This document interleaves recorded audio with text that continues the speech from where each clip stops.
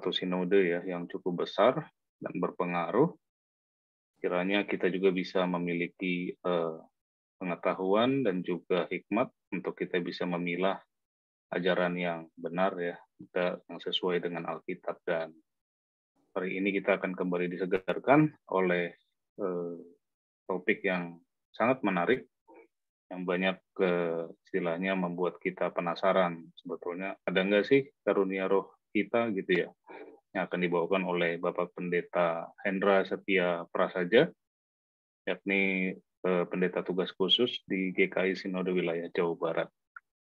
Dan mungkin tadi Bapak Ibu sudah melakukan tes karunia rohani ya dari link yang dikirimkan lewat WhatsApp group. Itu informasi awal yang cukup berharga ya, cukup valuable buat kita bisa mengetahui apa yang Tuhan karuniakan kepada kita dan juga apa yang menjadi panggilan kita nantinya ya, dan mungkin saat ini juga yang sudah kita tekuni dan kita jalani dan bisa kita kembangkan gitu ya, untuk kita seturut dengan tujuan dan maksud abadi Allah di dalam kehidupan kita. Tanpa berpanjang lebar lagi, mungkin webinar pada hari ini akan dibuka oleh ya. Tanpa berpanjang lebar lagi, webinar pada hari ini akan dibuka oleh doa oleh Ibu Penatua Ruth dari Mabit Binum. Dipersilakan kepada Kak Ruth. Baik, terima kasih Kak James. Selamat malam Bapak Ibu. Mari sebelum kita memulai webinar kita pada malam hari ini, kita buka di dalam doa. Mari kita berdoa. Selamat malam ya Bapak, terima kasih untuk penyertaan Tuhan dalam setiap kegiatan dan aktivitas kami dari pagi hari hingga malam hari ini ya Tuhan. Terima kasih untuk kesempatan ini kami boleh berkumpul di ruang Zoom untuk bersama-sama belajar mengenai karunia roh. Terima kasih untuk teman-teman yang melayani, untuk peserta yang hadir, dan untuk Pendeta Hendra yang sudah menyediakan diri untuk membawakan materi dan mengisi webinar ini ya Bapak. Bukalah hati kami ya Tuhan untuk mau menerima pengajaran, mau diubahkan dan dibentuk untuk menjadi lebih baik lagi, terutama dapat mengenal dan menggunakan karunia roh yang ada dalam diri kami yang Tuhan sudah berikan, untuk dapat melayani Tuhan lebih lagi dan terus menjadi berkat. Kami serahkan jalannya acara ini di dalam pimpinan Roh-Mu yang kudus. Dengarkanlah doa kami ya Bapa. Amin.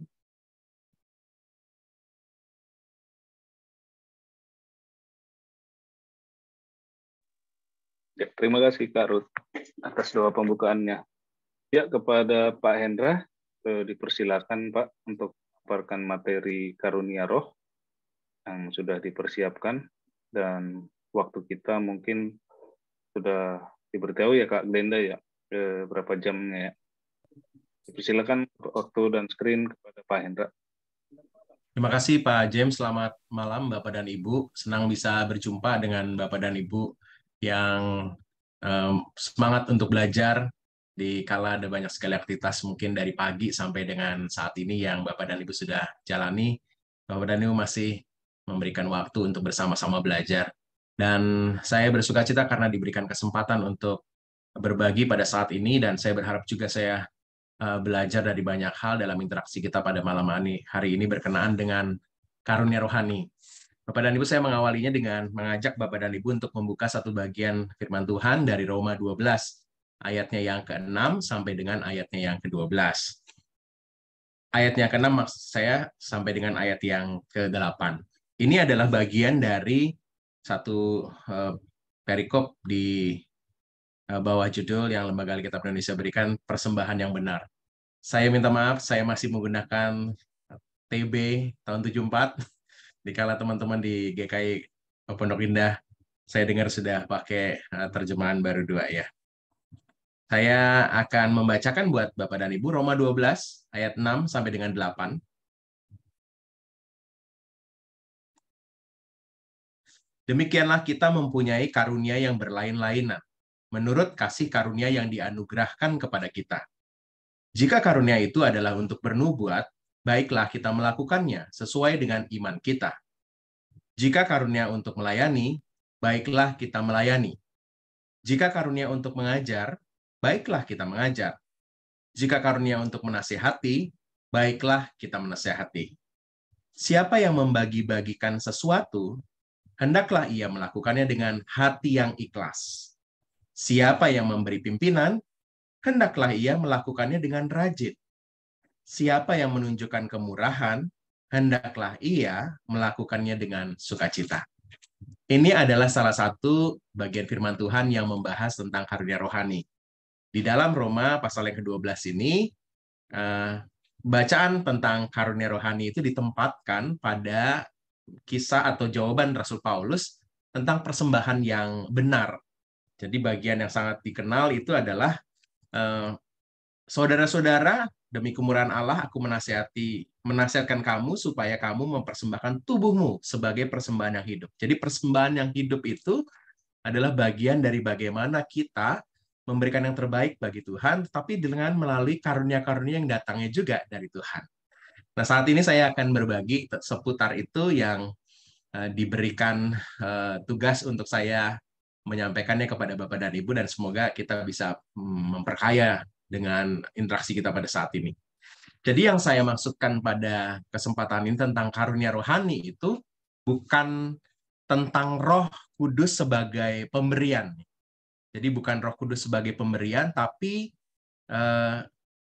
Roh yang memberikan, ya begitu. Jadi kalau Roh Kudus sebagai pemberian itu seperti yang diungkap di dalam Kisah Para Rasul 2 ayat 38, bertobatlah dan baptiskanlah dirimu masing-masing dalam nama Kristus Yesus untuk pengampunan dosamu, dan kamu akan menerima karunia Roh Kudus. Di versi bahasa Indonesia sehari-hari, bagian ini diterjemahkan pada bagian akhir menerima karunia Roh Kudus itu dengan hadiah Roh Allah dari Allah. Jadi kita mengenal istilah bahwa Roh itu adalah juga pemberian. Seperti yang dijanjikan Yesus ketika ia sebelum naik ke surga, dia mengatakan, aku akan memberikan seorang penolong bagimu. Jadi Roh sendiri adalah pemberian. Tapi bukan itu yang saya akan bahas pada saat ini. Tapi apa yang diberikan oleh Allah itu berupa karunia-karunia rohani. Jadi dalam teks firman Tuhan, bicara soal karunia, itu pakai kata karisma. Kalau banyak karunia-karunianya, karismata. Kalau kita sering mendengar istilah aliran karismatik, itu merujuk pada sebuah aliran yang menekankan akan karunia. Jadi ada gereja karismatik pasti menekankan tentang karunia. Nah, dalam bahasa Indonesia, karisma punya terjemahannya sendiri yang berbeda dengan apa yang kita bahas pada saat ini. Saya mengutip dari apa yang ada dari Kamus Besar Bahasa Indonesia online, disebutkan karisma itu adalah keadaan atau bakat yang dihubungkan dengan kemampuan yang luar biasa dalam hal kepemimpinan untuk membangkitkan pemujaan atau rasa kagum dari masyarakat terhadap dirinya. Jadi kalau kita menemukan seseorang yang, wah dia berkarisma sekali ya, itu merujuk pada sikap kepemimpinannya. Presiden Soekarno misalnya disebut sebagai sosok yang berkarisma ya. Jadi ini merujuk pada seseorang dengan kemampuannya. Iya. Tentunya bahasan kita pada saat ini bukan tentang itu, ya, tapi tentang apa yang diberikan oleh Roh. Jadi saya menerjemahkan karunia rohani itu adalah sebuah kemampuan khusus yang dianugerahkan oleh Allah Trinitas pada setiap orang percaya sejak ia percaya kepada Allah Trinitas untuk menunjang pelayanan. Jadi ada beberapa komponen yang penting di sini. Jadi kemampuan khusus yang dianugerahkan oleh Allah Trinitas pada setiap orang percaya. Sejak percaya tentunya. Dan untuk menunjang pelayanan. Jadi ini bagian-bagian penting yang kita akan bahas dalam kesempatan ini. Jadi sekali lagi ini bukan bicara soal seperti apa yang dikatakan oleh Kamus Besar Bahasa Indonesia dan pada umumnya bicara soal karisma, tapi ini soal kemampuan khusus yang dianugerahkan kepada orang percaya untuk menunjang pelayanan. Ini koridor atau batasan yang kita akan bahas. Ya. Bicara soal karunia rohani, Bapak dan Ibu, karunia rohani itu banyak dibahas di beberapa bagian firman Tuhan, terutama di surat-surat rasuli. Ya. Misalnya dalam Efesus 1 ayat 7 disebutkan, tapi kepada kita masing-masing telah dianugerahkan kasih karunia menurut ukuran pemberian Allah. Jadi bagian ini merujuk pada bagaimana pekerjaan pelayanan itu dilengkapi oleh Allah dengan karunia-karunia yang diberikan kepada setiap orang-orang percaya. Pada ayat 12 dari Efesus 4 disebutkan untuk memperlengkapi orang-orang kudus bagi pekerjaan pelayanan dan bagi pembangunan tubuh Kristus. Jadi ini pemberian dianugerahkan lalu untuk melengkapi dan untuk sebuah tujuan yaitu pelayanan. Dan daftarnya Bapak dan Ibu bisa menemukan di beberapa bagian-bagian firman Tuhan tentang karunia rohani ini. Minimal ada 4 yang saya temukan dalam Alkitab tentang daftar karunia rohani di Alkitab. Yang pertama dari Roma 12 yang kita baca tadi, ada 7, bernubuat, melayani, mengajar, menasihati, membagikan sesuatu, memimpin, dan menunjukkan kemurahan. Di 1 Korintus 12 ayat 4 sampai dengan 11 juga ada berkata-kata dengan hikmat, berkata-kata dengan pengetahuan, iman, menyembuhkan, mengadakan mujizat, bernubuat, membedakan bermacam-macam roh, bahasa roh, dan menafsirkan bahasa roh. 1 Korintus 12 juga demikian, ada beberapa yang sama, tetapi ada yang unik juga soal karunia menolong, ya, karunia menyembuhkan, seperti yang juga sudah disebutkan di 1 Korintus 12 ayat 4 sampai dengan 11. Dan juga ada di Efesus 4, ya, menjadi rasul, nabi, pemberita Injil, gembala, pengajar. Ini adalah karunia-karunia rohani yang disebutkan di dalam Alkitab. Apakah hanya ini? Ya. Kalau kita merujuk dalam kisah firman Tuhan yang lainnya, maka kita bisa menemukan ada keahlian-keahlian yang Tuhan berikan kepada orang-orang khusus, dan itu disebut sebagai juga karunia roh. Ya. Misalnya, ini karunia rohani lainnya. Dalam kisah tentang Besaleel, dalam Keluaran 31 disebutkan, lihatlah telah kutunjuk Besaleel bin Uri bin Hur dari suku Yehuda, dan telah kupenuhi dia dengan roh Allah. Jadi ini adalah situasi di mana Besaleel penuh dengan roh Allah, dengan keahlian dan pengertian, hokmah, kata yang dipakai, dan pengetahuan dan segala macam pekerjaan, untuk membuat berbagai rancangan supaya dikerjakan dari emas, perak, dan tembaga, untuk mengasah batu permata supaya ditata, dan mengukir kayu, dan untuk pekerjaan dalam segala macam pekerjaan.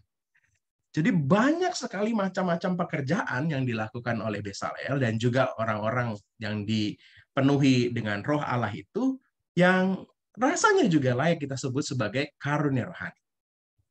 Lalu saya berpikir, apakah bakat-bakat kita juga bisa disebut sebagai karunia rohani? Ya.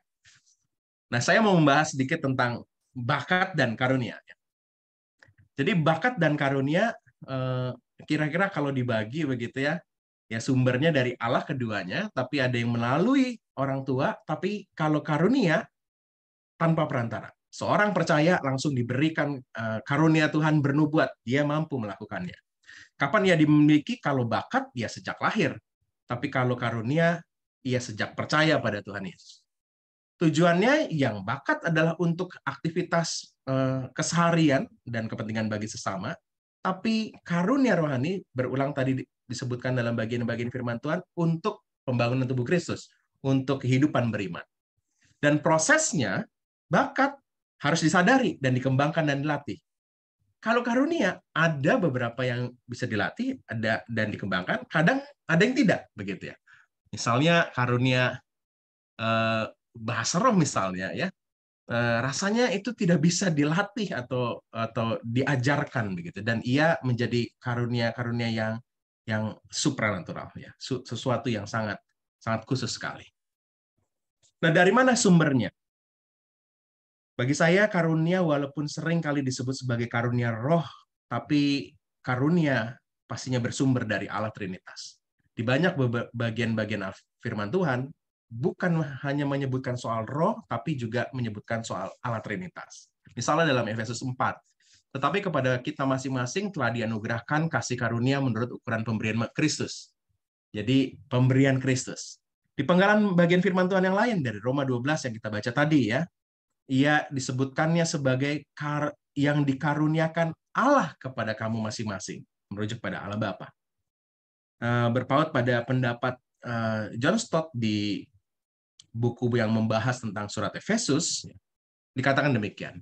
Jelaslah bahwa karismata bukan hanya dari Roh Kudus, dan bahwa karunia apapun bukan berkaitan hanya dengan roh dan pengalaman tentang roh, karunia-karunia rohani juga pemberian Kristus. Dan menurut Roma 12, karunia-karunia itu diberikan juga oleh Allah Bapa. Jadi ketiga pribadi Trinitas bersama-sama terlibat dalam setiap segi kesejahteraan jemaat. Jadi kita boleh menegaskan bahwa karunia ini sumbernya adalah dari Allah Trinitas. Kepada siapa karunia ini akan diberikan? Dalam Efesus 4 ayat 7, kita bisa menemukan bahwa setiap orang percaya masing-masing dianugerahkan kasih karunia menurut ukuran pemberian Kristus. Jadi setiap orang percaya diberikan karunia rohani itu. Nah, ini juga ditegaskan juga di dalam 1 Korintus 12 ya, bahwa kepada tiap-tiap orang dikaruniakan pernyataan roh untuk kepentingan bersama. Jadi setiap orang diberikan itu. Nah, siapakah setiap orang ini? Apakah orang-orang seluruh dunia? Begitu. Nah, bagian ayatnya yang ke-12 dari 1 Korintus 12 menegaskan soal kekhususan tiap-tiap orang yang dimaksudkan. Tiap-tiap orang yang dimaksudkan adalah mereka-mereka yang ada dalam tubuh Kristus. Di ayat 12 disebutkan dalam 1 Korintus 12. Karena sama seperti tubuh itu satu dan anggota-anggotanya banyak, dan segala anggota itu sekalipun banyak merupakan satu tubuh, demikian pula Kristus. Saat ia bicara soal satu tubuh, soal karunia-karunia yang diberikan, di ayat 7 yang kita bahas tadi, ini merujuk juga pada orang-orang percaya yang menjadi bagian jadi satu tubuh Kristus. Jadi karunia rohani hanya diberikan kepada orang percaya yang menjadi bagian dari tubuh Kristus. Nah, ini menjadi bagian penting bahwa karunia rohani ia hanya diberikan kepada orang-orang yang percaya. Nah, seberapa banyak yang diberikan kepada kita sebagai orang percaya? Karunia-karunia rohani seperti apa dan seberapa banyak itu? Di Kisah Para Rasul, pasalnya yang ke-18, ada keterangan soal Apolos. Bagi saya, Apolos ini adalah sosok yang bisa menjadi contoh bahwa ada seseorang yang diberikan lebih dari satu karunia rohani menurut saya. Di ayat 24 sampai dengan 26 disebutkan begini. Sementara itu datanglah ke Efesus seorang Yahudi bernama Apolos yang berasal dari Alexandria. Ia seorang yang fasih berbicara dan sangat mahir dalam hal-hal kitab suci. Ia telah menerima pengajaran dalam jalan Tuhan. Dengan bersemangat, ia bicara dengan teliti, ia mengajar. Jadi fasih berbicara, mungkin dia punya karunia rohani menasehati, merujuk pada Roma 12. Ia bisa mengajar tentang Yesus, merujuk pada Roma 12, ia punya karunia rohani mengajar. Ya. Ia mengajar dengan berani, dia seorang yang sangat kuat dalam pengajaran. Jadi ada banyak karunia rohani yang dimiliki oleh Apolos. Dan kalau Apolos selalu punya banyak pengikut dalam kisah Rasul Paulus yang menjawab kelompok Apolos, kelompok Kefas, dan kelompok Paulus, berarti Apolos juga punya karunia rohani memimpin, sehingga banyak sekali orang yang dipimpin oleh dia. Jadi ada orang-orang yang diberikan karunia lebih dari satu karunia roh. Nah, apa ukurannya? Ada yang diberi satu, ada yang diberikan lebih dari satu. Kalau saya melihat apa yang disampaikan oleh Tuhan Yesus tentang pemberian, salah satu yang cukup dikenal adalah perumpamaan tentang seorang tuan yang akan pergi ke luar negeri, lalu dia memberikan talenta kepada hamba-hambanya. Ada yang diberikan 5, ada yang diberikan 2, ada yang diberikan 1. Di dalam perumpamaan itu, di Matius 25 ayat 15, kita bisa menemukan apa dasarnya. Mari kita melihat di Matius 25 ayat 15. Di Matius 25 ayat 15 disebutkan, yang seorang diberikan 5 talenta, yang seorang lagi 2, dan yang seorang lagi 1, dan masing-masing menurut kesanggupannya, lalu ia berangkat. Bagi saya, ini menegaskan juga dengan apa yang dikatakan dalam bagian firman Tuhan di Efesus 4 ayat 7, bahwa pemberian itu berdasarkan pada ukuran pemberian Kristus. Ya. Jadi, apa yang Kristus nyatakan buat seseorang, ia kenal seseorang itu dan ia memberikannya. Kalau merujuk pada Matius 25 ayat yang ke-15 tentang talenta itu, maka seseorang yang diberikan 1, 2, atau 5, itu semua menurut kesanggupannya. Siapa yang kenal dengan seseorang itu? Ya tentunya sang tuan. sang pemberi dari karunia itu. Jadi masing-masing diberikan sesuai dengan kesanggupannya. Lalu semuanya kita sadari bahwa semua yang diberikan, entah 1, entah 2, atau 5 sekalipun, semua dengan tujuan yang sama, yaitu untuk pembangunan tubuh Kristus. Ini ditegaskan di dalam Efesus 4, bagaimana di jemaat Efesus itu dikatakan Rasul Paulus ada yang diberikan posisinya sebagai rasul-rasul, nabi, pemberita Injil, gembala-gembala, pengajar-pengajar, dan dalam konteks Efesus 4 ini disebut sebagai karunia, dan semuanya diberikan itu dengan sebuah tujuan untuk memperlengkapi orang-orang kudus bagi pekerjaan pelayanan. Jadi semua untuk pelayanan dan bagi pembangunan tubuh Kristus. Nah, pelayanan yang dipakai di Efesus 4 ini adalah diakonia, dan kata ini merujuk pada bagaimana aktivitas-aktivitas pelayanan di luar pelayanan-pelayanan pemberitaan firman. Jadi kalau merujuk pada perkataan John Stott sekali lagi dalam bahasannya tentang Efesus, dikatakan begini, kata diakonia yang dipakai di sini lebih merujuk pada pekerjaan pelayanan awal, yaitu segenap umat Allah tanpa kecuali, ketimbang merujuk pada tugas pelayanan para pendeta. Menurut Perjanjian Baru, tugas pelayanan dalam jemaat bukanlah melulu tugas para penatua atau pendeta, tapi adalah juga tugas wajib segenap anggota umat Allah. Jadi setiap pribadi itu diberikan karunia rohani untuk menunjang seluruh pelayanan. Nah, ini kalau kita meyakini bahwa setiap orang yang percaya dikaruniakan karunia rohani itu, maka setiap kita harus sadar bahwa ada bagian-bagian pelayanan yang Tuhan percayakan untuk kita ambil bagian. Jadi jangan semuanya diserahkan ke penatua misalnya atau pendeta, tapi kita ini sudah diberikan. Sejak kita percaya, Tuhan memberikan itu, dan kita harusnya sadar bahwa kita harus ambil bagian dalam proses kehidupan jemaat Tuhan, pembangunan tubuh Kristus itu. Jadi setiap orang dalam tubuh jemaat, semuanya diberikan itu. Tidak ada yang tidak. Minimal 1, atau mungkin lebih dari 1. Tadi kita membahas ada yang dikasih 5, dikasih 2, ada yang dikasih 1, sesuai dengan kesanggupannya. Maka kalau kita sadar situasi itu, maka kita harus memberi diri dalam pelayanan yang Tuhan percayakan itu. Pendeta, penatua juga jangan semuanya diambil sendiri gitu ya. Nah, tapi kita beri ruang juga untuk rekan-rekan jemaat Tuhan, umat Tuhan ini yang Tuhan percayakan dengan karunia-karunia rohani yang ada untuk juga ambil bagian di dalamnya. Nah, kalau begitu, maka setiap kita harus bertanggung jawab seperti apa yang Tuhan sudah berikan itu. Bertanggung jawab untuk melakukan apa yang menjadi bagian kita. Jadi sekali lagi saya menegaskan bahwa setiap kita diberikan karunia rohani, dan setiap kita harusnya bertanggung jawab atas apa yang diberikan. Di 1 Timotius 4, Rasul Paulus menuliskan kepada Timotius, jangan lalai dalam menggunakan karunia yang ada padamu. Ya. Jangan lalai. Jadi kata lalai menunjukkan bahwa sesuatu yang sangat penting. Kamu jangan tidak menggunakan itu karena itu sebuah kepercayaan. Dan jangan menggunakan dengan sesuatu yang tidak berguna atau sesuatu yang malah membuat kacau dari pelayanan itu. Jadi jangan lalai merujuk pada sesuatu yang berhati-hati dalam menggunakannya. Di 1 Petrus 4 ayat 10 juga menegaskan soal tanggung jawab orang-orang yang diberikan kepercayaan itu. Layanilah seorang akan yang lain sesuai dengan karunia yang telah diperoleh tiap-tiap orang sebagai pengurus yang baik dari kasih karunia Allah. Jadi ternyata apa yang Tuhan percayakan ini kita harus benar-benar kelola. Jadi sebutannya pengurus yang baik dari kasih karunia Allah. Jadi setiap kita harus menggunakannya dengan bertanggung jawab. Saya membandingkan atau menyandingkan apa yang kita bahas tentang karunia rohani ini dengan apa yang tadi kita bahas tentang hamba yang diberikan talenta oleh Tuan yang berpergian ke luar negeri dalam Matius pasal yang ke-25. Ada yang menarik dalam kisah itu bahwa ketika sang Tuan kembali dari luar negeri, lalu ia memanggil hamba-hambanya dan para hamba-hamba ini mempertanggungjawabkan apa yang sang Tuan sudah berikan.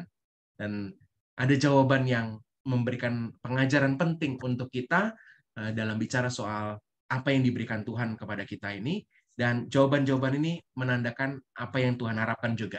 Mari kita melihat ayat yang ke-21 dari Matius 25 ini. Ini sebutan untuk para hamba yang bertanggung jawab mengolah dan mengembangkan apa yang diberikan sang Tuhan itu. Maka kata Tuhan itu kepadanya, baik sekali perbuatanmu itu. Jadi mengembangkan talenta yang ada, mengembangkan karunia yang ada itu akan membuat kita itu dicap sebagai pribadi yang baik dan setia, bahkan disebutkan di sana. Dan yang unik ketika kita benar-benar bertanggung jawab atas bagian yang Tuhan percayakan ini, maka dalam teks kita di ayat 21 dari Matius 25 ini disebutkan gini, engkau telah setia dalam perkara kecil, aku akan memberikan kepadamu tanggung jawab dalam perkara yang besar. Jadi ketika kita diberikan 2 atau 5 atau 1 dan kita mengembangkannya, Tuhan akan berikan tanggung jawab yang lebih besar lagi. Mungkin saja kepercayaan-kepercayaan berupa karunia rohani yang lebih lagi untuk kita kembangkan. Ini kontras dengan apa yang dilakukan oleh hamba yang mendapatkan 1, dan dalam perumpamaan Matius 25 itu, hamba yang mendapatkan 1 itu lalu menguburnya dan mengembalikannya sambil berkata, aku kenal engkau Tuhan. Ya. Disebutkan dalam teks kita bahwa hamba yang tidak mengelola apa yang diberikan itu sebagai hamba yang jahat dan malas. Ayat 26. Maka jawab tuannya itu, hai kamu, hamba yang jahat dan malas. Jadi hamba yang jahat dan malas. Ambillah talenta itu daripadanya. Tuhan ini memerintahkan hamba yang lain untuk mengambilnya. Apa yang sudah dipercayakan itu diambilnya. Ayat 29. Karena setiap orang yang mempunyai kepadanya akan diberi. Jadi siapa yang memiliki akan diberikan lagi. Tapi siapa yang tidak mempunyai, apapun juga yang ada padanya akan diambil. Jadi apa yang Tuhan percayakan kepada kita, nyata kita benar-benar harus gunakan. Dan kalau setiap orang benar-benar sadar bahwa kita sebagai orang yang percaya, maka kita diberikan karunia rohani untuk pembangunan tubuh Kristus, maka kita harus mengembangkannya. Nggak boleh diam saja atau kita merasa nggak ada ruang pelayanan dan kita tidak melakukan bagian kita. Menyadari apa yang ada dalam potensi diri kita, maka kita mampu bertanggung jawab mengembangkan apa yang Tuhan percayakan ini. Sekali lagi John Stott mengatakan begini ya, bahwa tugas gembala jemaat antara lain adalah membantu dan mendorong setiap anggota jemaat menemukan, mengembangkan, dan menerapkan karunia-karunia-Nya. Perkataan ini menurut saya menjadi penting bagi saya, pendeta, maupun juga rekan-rekan pelayanan, para pengambil kebijakan di gereja, untuk juga memberi ruang untuk setiap karunia rohani yang ada itu mendapatkan tempatnya untuk mengembangkan apa yang Tuhan percayakan. Tentunya bagi sebuah tujuan, yaitu pembangunan tubuh Kristus. Dan saya pikir ini menjadi sesuatu yang penting kita sadari, bahwa kalau kita nggak diberi ruang, ya, maka pada saat yang sama sebenarnya kita sedang memposisikan seseorang nggak bisa mengembangkan apa yang Tuhan percayakan. Kita nggak pengen juga rekan-rekan kita disebut sebagai hamba yang jahat dan malas, ya, karena ia tidak bisa mengembangkan karunia yang ada. Maka setiap rekan-rekan pengambil kebijakan di sebuah gereja, maka perlu juga untuk menciptakan ruang-ruang di mana setiap pribadi ini bisa mengembangkan talenta yang ada. Ini bahasan saya tentang karunia rohani. Nah, saya mau coba menjelaskan beberapa karunia rohani. Dan tadi saya mengatakan bahwa ada banyak sekali bahasan tentang karunia rohani berdasarkan pada Roma 12, 1 Korintus 12, atau Efesus 4, ya. Tapi pada saat ini, kesempatan ini saya mau menjelaskan berdasar pada Roma 12, ayat 6 sampai dengan 8 tadi, ya. Jadi ini berdasar pada yang tadi kita baca, ya. Ada 7 karunia rohani yang tentunya ada di sana beberapa keterangan talentanya. Jadi saya mau menggambarkan bahwa setiap orang percaya itu memiliki, ya, unsur-unsur yang Tuhan percayakan ini. Tapi ada yang dominan, dan di situ yang saya temukan bahwa kalau Tuhan setelah kita mengembangkan apa yang Tuhan percayakan itu lalu akan memberikan tanggung jawab yang lebih dalam kisah Matius 25 ini, aku akan memberikan tanggung jawab dalam perkara yang besar. Berarti apa yang Tuhan tempatkan di sebuah jemaat dengan 7 karunia rohani yang ada ini, bisa saja pada saat ini kita dominan, kita memiliki satu, tapi ketika kita bertanggung jawab, Tuhan akan bisa menambahkan yang lainnya. Nah, saya akan membahas ini, coba menyusuri satu persatu dari karunia-karunia rohani yang disebutkan di dalam Roma 12 ya. Jadi saya mau membahasnya dengan memahami kecenderungan masing-masing karunia rohani. Jadi ini sekali lagi ini kecenderungan ya Bapak dan Ibu. Jadi kecenderungan itu apa yang biasa tampak ketika berhubungan dengan orang atau sesuatu, atau saat mengerjakan sesuatu atau berada dalam situasi tertentu. Jadi ini kecenderungan. Jadi jangan memandang ini buruk ya, karena Tuhan menempatkan ini sebagai bagian yang penting untuk pembangunan tubuh Kristus sendiri. Kita akan membahas satu persatu dari seluruh karunia rohani yang disebutkan dalam Roma 12 ini. Ada 7, Bapak dan Ibu. Yang pertama ada karunia rohani bernubuat.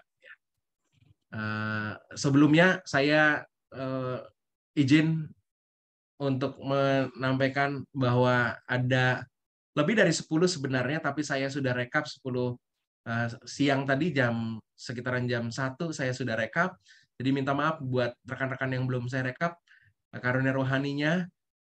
Mungkin akan saya susulkan besok untuk saya japri satu-satu untuk karunia rohani yang ada pada saudara. Dan saya akan membahasnya. Jadi kalau Bapak dan Ibu sudah menerima, maka yang hijau-hijau ini adalah yang dominan. Angka yang paling solidnya adalah 30, karena nilai yang tertingginya 30. Jadi semakin tinggi nilainya itu semakin solid. Mungkin kalau Bapak dan Ibu melihat ada beberapa rekan kita punya hijaunya itu banyak ya. Nah, ini yang Tuhan percayakan lebih dari satu karunia rohani. Nah, kita akan coba bahas satu persatu dari karunia rohani yang ada. Yang pertama, nubuat. Jadi dalam konteks yang kita baca ini adalah konteks jemaat Roma. Jadi jemaat Roma ini jemaat asuhannya Rasul Paulus. Rasul Paulus merintis jemaat ini, dan jemaat ini pernah diusir dari Roma oleh Claudius, dan banyak juga orang-orang yang diusir pada saat itu. Dan setelah beberapa tahun kemudian mereka kembali lagi, dan ada kehidupan jemaat yang unik di sana, yang sudah bercampur dengan tradisi-tradisi Keyahudian, tradisi-tradisi orang-orang Roma juga, dan perlu untuk memurnikan kembali. Nah, dalam jemaat di Roma perlu ada karunia-karunia rohani ini. Yang pertama, bernubuat. Jadi nubuat ini bukan sekedar meramal sesuatu, tapi kalau kita merujuk pada katanya profeteia, ini adalah soal menyampaikan atau menyatakan kehendak ilahi untuk menafsirkan tujuan Allah, atau untuk menyampaikan kebenaran Allah agar dapat mempengaruhi orang-orang dengan berbagai cara. Jadi ia kecenderungan untuk mempengaruhi, untuk membawa orang kembali kepada apa yang difirmankan Allah. Jadi orang-orang dengan karunia nubuat, dia punya kemampuan sebagai berikutnya. Dia selalu punya kemampuan untuk merujukkan sebuah sikap pada firman Allah. Benar itu ada kata Alkitab, karena firman Allah itu dituliskan di dalam firman Alkitab ya. Ia akan tajam melihat. Jadi benar-benar kontras sekali, hitam dan putih, nggak ada yang abu-abu, nggak ada kompromi bagi dia. Nah, sering kali dosa menjadi kata kunci ya. Ini pasti berdosa nih. Ayo bertobat. Ayo kamu berimanlah. Nah, itu kata-kata yang sering kali keluar dari rekan kita yang punya karunia rohani bernubuat. Sering dia mengatakan begini ya, kata Tuhan, kata firman Tuhan, kata Alkitab, ini loh begini. Kamu kurang beriman sih, ayo bertobat dong. Gitu ya. Kalau Bapak dan Ibu menemukan rekan dengan kecenderungan sedikit-sedikit firman Tuhan, sedikit-sedikit tentang Allah, jangan-jangan dia punya karunia rohani bernubuat. Karena di jemaat Roma penting untuk menegaskan pengajaran firman Tuhan di tengah jemaat Roma pada saat itu. Nah, orang yang bernubuat, karena dia menyatakan firman Tuhan dan dia harus menjadi pelaku firman Tuhan, maka rujukan kebenaran itu adalah pada firman Tuhan, dan contohnya adalah dirinya, karena dia pelakunya. Maka seringkali dia memandang dirinya yang paling baik, mengukur dengan ukuran dirinya. Dan seringkali juga lagi mudah menghakimi karena dia hitam dan putih ya, dan kurang toleran terhadap kemungkinan-kemungkinan. Orang-orang dengan karunia rohani ini penting hadir di jemaat. Jadi kalau Bapak dan Ibu punya rekan yang sedikit-sedikit ngomongin firman Tuhan, sedikit-sedikit ayat ya. Jangan-jangan dia punya karunia rohani bernubuat ini, dan mereka penting hadir. Di mana kita tempatkan mereka kalau kita adalah para pemimpin jemaat? Orang-orang yang punya karunia rohani bernubuat penting untuk kita tempatkan sebagai rohaniwan misalnya, sebagai mentor, sebagai tim ajaran. Karena kan dia penjaga ajaran. Dia akan menjaga kebenaran firman Tuhan di jemaat itu. Ya. Jadi sungguh-sungguh akan dia jagain semua itu. Ini yang pertama, Bapak dan Ibu. Bersyukur kalau Bapak dan Ibu di antara kita ada yang punya karunia rohani bernubuat. Jadi gerejanya akan dijagai ajarannya. Nggak melenceng sana-sini. Di Jemaat Roma penting, karena ia berhadapan dengan ajaran-ajaran Keyahudian, Yunani, filsafat-filsafat pada saat itu, dan penting untuk menjaga ajaran. Yang kedua, melayani. Kata yang dipakai di teks kita itu adalah diakonia. Ia melayani merujuk pada berbagai hal yang merupakan perluasan dari kata menolong ya, mereka yang membutuhkan. Jadi tadi sempat juga kita bahas tentang bagaimana ini penting hadir di sebuah jemaat ya. Rekan-rekan kita yang punya karunia rohani melayani, ia lebih banyak bergerak daripada bicara. Jadi kalau orang-orang ini suruh mikir, jadi panitia misalnya, lalu suruh mikir, rasanya akan sulit sekali nih. Selalu cenderungnya iya, ya. Mengatakan iya kalau dimintain tolong dong ini, iya. Gitu. Kenapa? Karena bagi dia melayani itu adalah sebuah kehormatan. Dan melayani harus diberikan yang terbaik. Maka karena ia dimintai tolong untuk melayani, dia menjawab iya. Dan itu membuat orang-orang jadi senang. Ya, kalau minta tolong sama dia pasti iya nih. Dan orientasinya pada detail, karena bagi dia pelayanan itu harus yang terbaik karena ini persembahan untuk Tuhan. Jadi detailing dan lain-lainnya itu dilakukan oleh rekan-rekan kita dengan karunia rohani melayani. Dan biasanya rekan-rekan dengan karunia rohani ini, ia seringkali ambil alih apa yang tidak dikerjakan oleh orang lain. Misalnya dalam sebuah kepanitiaan, ada seksi tertentu yang nggak bekerja, dia akan ambil alih. Mending aku aja yang kerjain sendiri daripada nyuruh orang. Ya. Dan luar biasanya memang hasilnya baik. Kenapa? Ya karena ini kan semangat melayani tinggi dan melayani ini untuk Tuhan dan berikan yang terbaik. Hasilnya ya juga baik. Nah, orang-orang dengan karunia rohani pelayanan ini punya kecenderungan sedih ketika ia tidak dihargai karena dia sudah memberikan yang terbaik. Ini pelayanan untuk Tuhan, dia memberikan yang terbaik. Jika suka mengkritik terhadap orang yang tidak melayani karena baginya paradigmanya semua orang harus melayani. Jadi seringlah keluar dari mulutnya, kerja dong ya, jangan duduk-duduk aja, ayo melayani gitu. Nah, kalau ada teman-teman yang punya karunia rohani melayani di tengah-tengah kita, tempatkanlah pada tim-tim kerja. Jangan disuruh mikir. Mereka pasti mampu menyenangkan orang lain ya, karena setiap dimintain tolong dia melakukan bagiannya. Yang hal-hal detail-detail pelayanannya, rincian-rincian dalam pelayanan, mereka akan senang untuk melakukannya. Itu yang kedua. Yang ketiga, karunia rohani mengajar. Kata yang dipakai itu di Dasko yang merujuk pada kemampuan untuk menganalisa dan memberitakan firman Tuhan. Termasuk untuk menjelaskan makna dengan rasionalitas yang baik.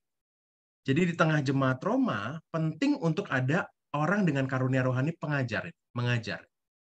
Karena mereka akan berhadapan dengan banyak pengajaran-pengajaran lain, dan penting ada seorang yang mampu menjelaskan struktur imannya dan menjelaskan dengan rasionalitas yang baik. Dia mampu menjelaskan dengan logika dan data, dan ia suka mengamati, menjaga pengajaran. Dia seorang yang disiplin dan mampu menjelaskan berbagai hal. Nah, maka kalau bertemu dengan rekan-rekan dengan karunia rohani pengajar, jaga deh supaya setiap apa yang kita utarakan itu ada logikanya, ada datanya ya. Dan biasanya rekan-rekan kita ini susah untuk menerima hal-hal yang baru, pandangan-pandangan lain, karena dia harus disuguhkan dengan data, disuguhkan dengan dasar semua ini apa dan kenapa harus dilakukan ini ya. Dan dia mempertanyakan segala sesuatu ya, kenapa begini, kenapa begitu, kenapa sih kita harus kebaktian jam sekian dan seterusnya. Dia banyak bertanya. Nah, karena dia suka hal-hal logika, data, detail ya, bagus banget kalau kita memposisikan dia dalam posisi-posisi seperti ini. Misalnya keuangan, karena dia perlu detail ya, segala sesuatu data dia senang sekali. mentor, guru udah pasti ya, rekan-rekan guru sekolah minggu nih. Penting kalau rekan-rekan punya kemampuan ini. Jangan-jangan juga ada adik-adik yang Tuhan berikan karunia rohani menghajar juga banyak tanya ya dan lainnya. Itu juga menurut saya perlu ada seorang guru yang mampu menjelaskan dengan baik ya. Pemimpin kelompok, pemikir udah pasti ya, karena ia mampu menjelaskan berbagai hal. Itu yang ketiga. Yang keempat adalah karunia rohani menasehati. Menasehati.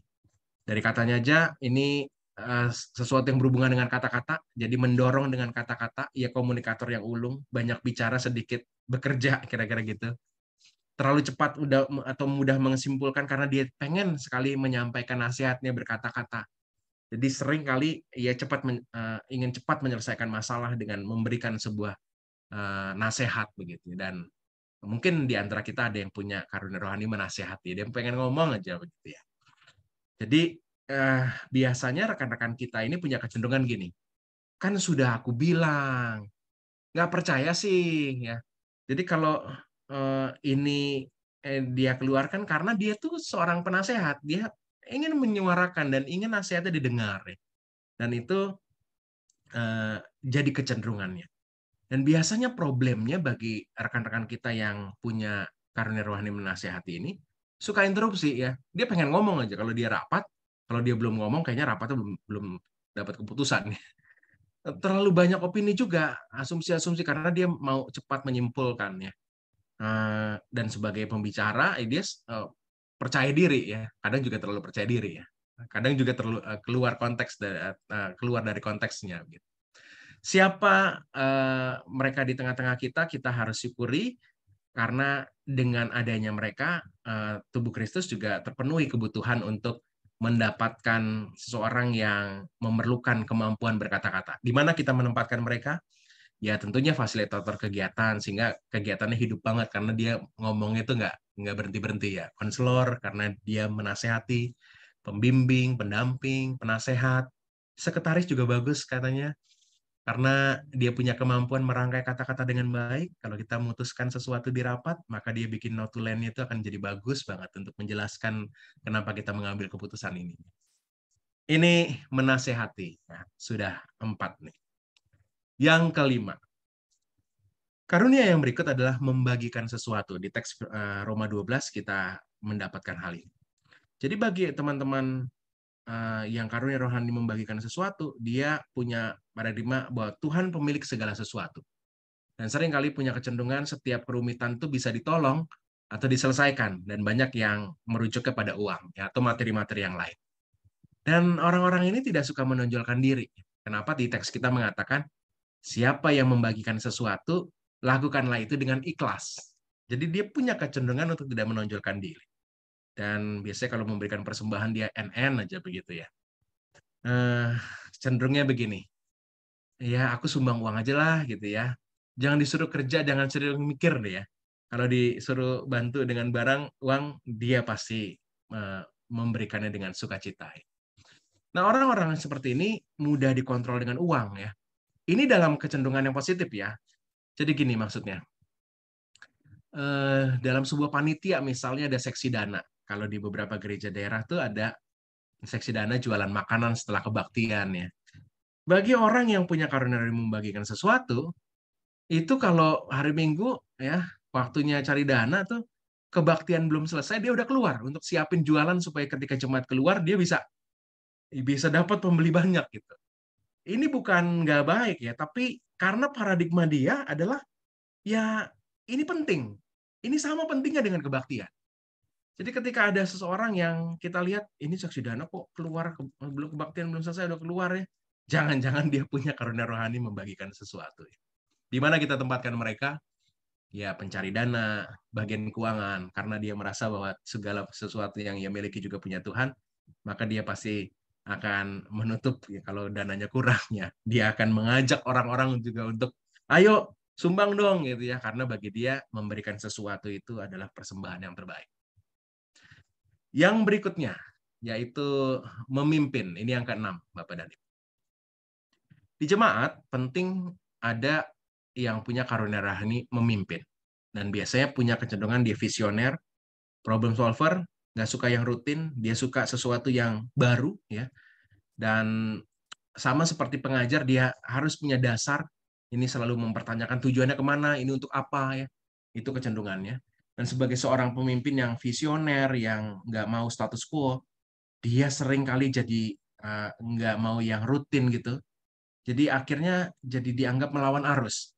Jadi kalau kita baru menetapkan A, ya, dia nggak jalanin, dia udah pengen yang B gitu, pengen yang lebih maju lagi. Dan akhirnya jadi banyak ngelawan orang, ya. Jadi merasa bahwa ini kalau ada orang yang seperti ini, kayaknya dia kok nggak taat aturan banget, ya, pengen ini dan itu, ya, terobosan ini dan itu, ya. Mungkin saja ada orang di jemaat yang karunia rohaninya pemimpin. Dan kita perlu juga orang karunia rohani seperti ini di tengah jemaat, ya. Di mana kita menempatkan mereka? Ya tentunya sebagai pemimpin, koordinator, pengarah, think tank, ya. Visi-visi besar gereja bisa kita minta bantuan orang-orang dengan karunia rohani. Yang terakhir adalah kemurahan. Jadi ini agak mirip dengan melayani. Kalau melayani itu ia benar-benar melakukannya, relasinya itu dia dan Tuhan, memberikan persembahan yang terbaik berupa pelayanan. Kalau yang ini itu relasi dengan sesama. Ya, dia penggembira supaya memberikan suasana relasi interpersonal itu baik, ya. Lalu menjaga hubungan, ia lebih kuat memakai hati daripada akal. Relasi itu menjadi penting.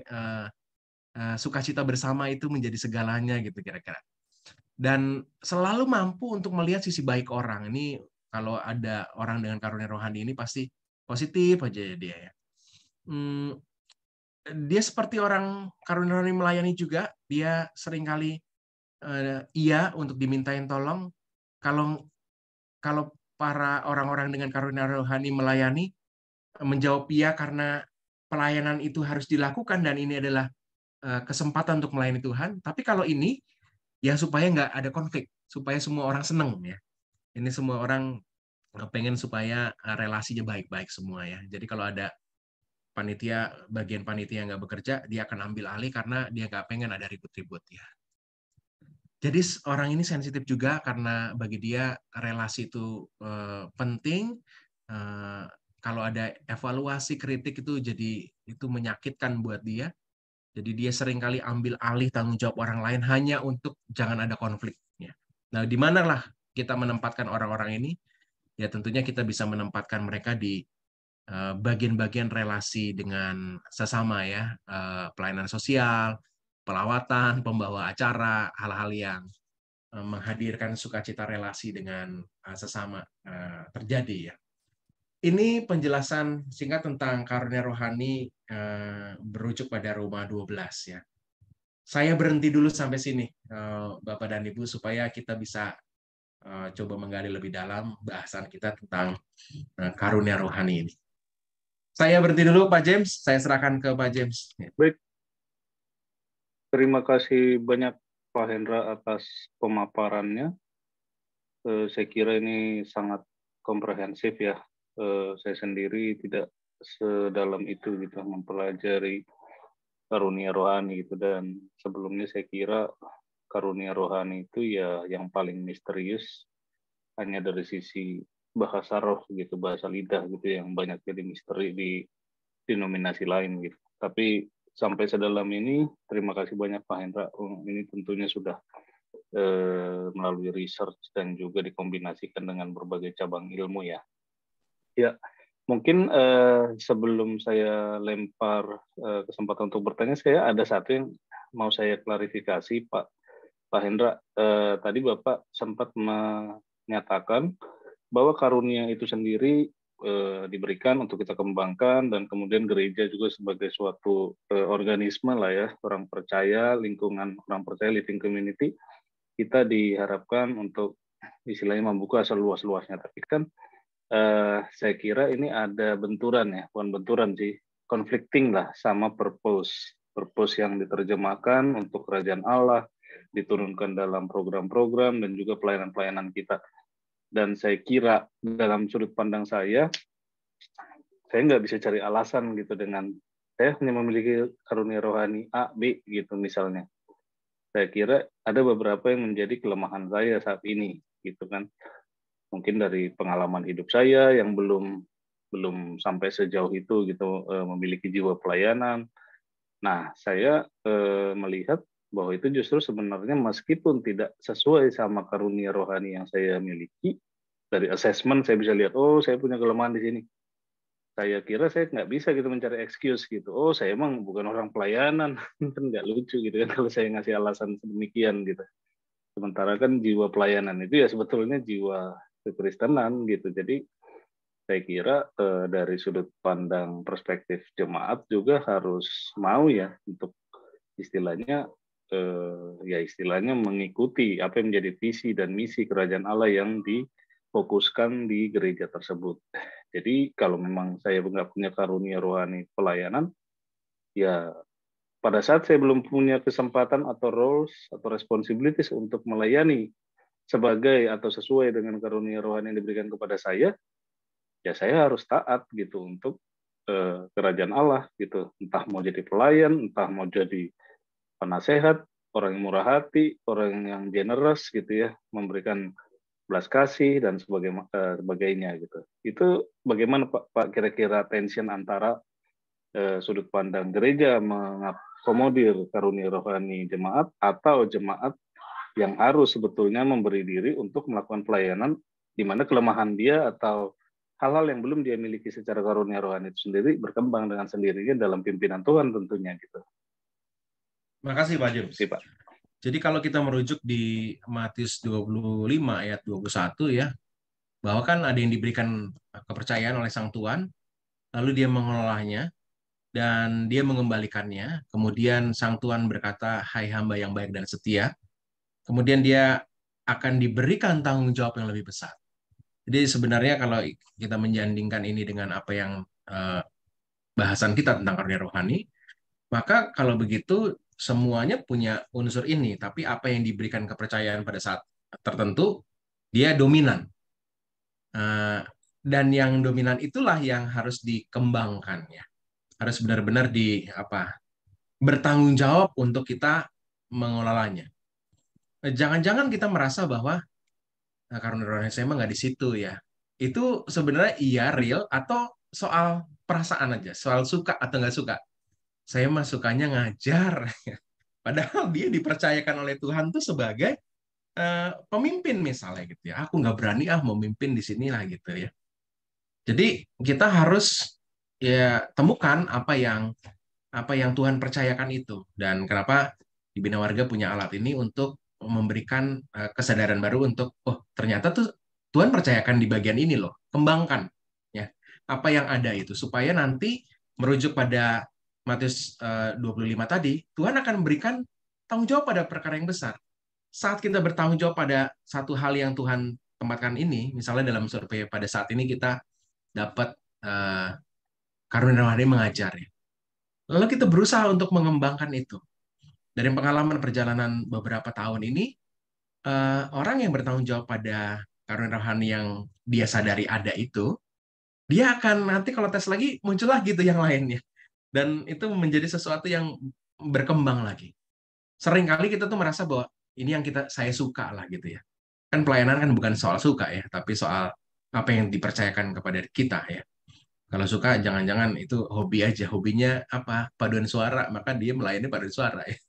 Jangan-jangan nih ya gitu. Jadi apa yang Tuhan percayakan itu untuk benar-benar jadi ya berkembang gitu, Pak James. Ya. Terima kasih banyak Pak Hendra atas penjelasan. Dan saya kira itu sesuai ya dengan 1 Korintus 14 ayat 1 juga, bahwa kejarlah kasih itu dan usahakanlah dirimu memperoleh karunia-karunia roh. Jadi ada itu himbauan atau instruksi lah dari Rasul Paulus terkait karunia-karunia roh tersebut. Terima kasih atas penjelasannya Pak Hendra. Pada Bapak Ibu, apabila ada komen, tanggapan atau pertanyaan, untuk klarifikasi yang mau diklarifikasi dari pemaparan pada hari ini, dipersilakan Bapak Ibu untuk menyampaikannya. Izin mau bertanya? Ya, persilakan Pak. Ya, tadi Pak James, kebetulan juga saya mau tanya hal yang sama. Pak James tadi terakhir merujuk ke 1 Korintus 14 ayat 1 ya? Tadi ya, barusan.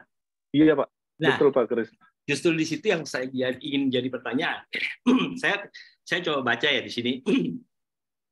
1 Korintus 14 ayat 1 dikatakan, kejarlah kasih itu dan usahakanlah dirimu memperoleh karunia-karunia roh, terutama karunia untuk bernubuat. Nah, ini yang untuk saya menarik.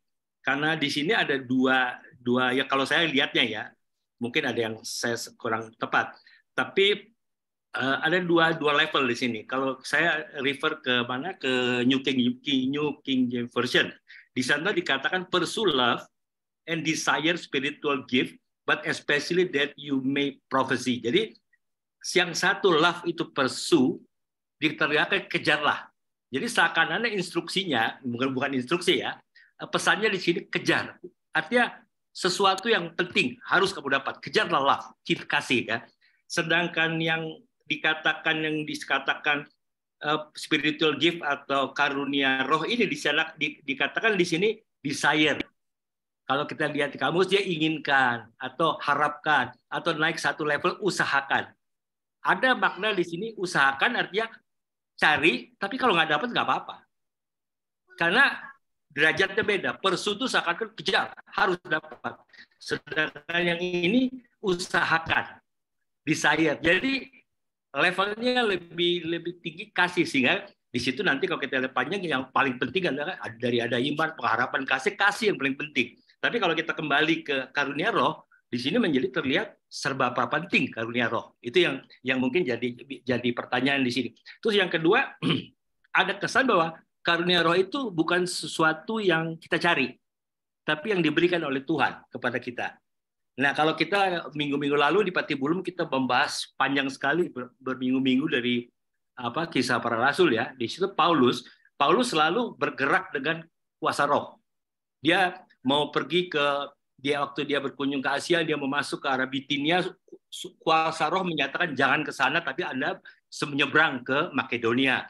Sampai terakhir Paulus pun waktu di Roma dia menyatakan bahwa saya ini tawanan roh. Saya diperintah oleh roh.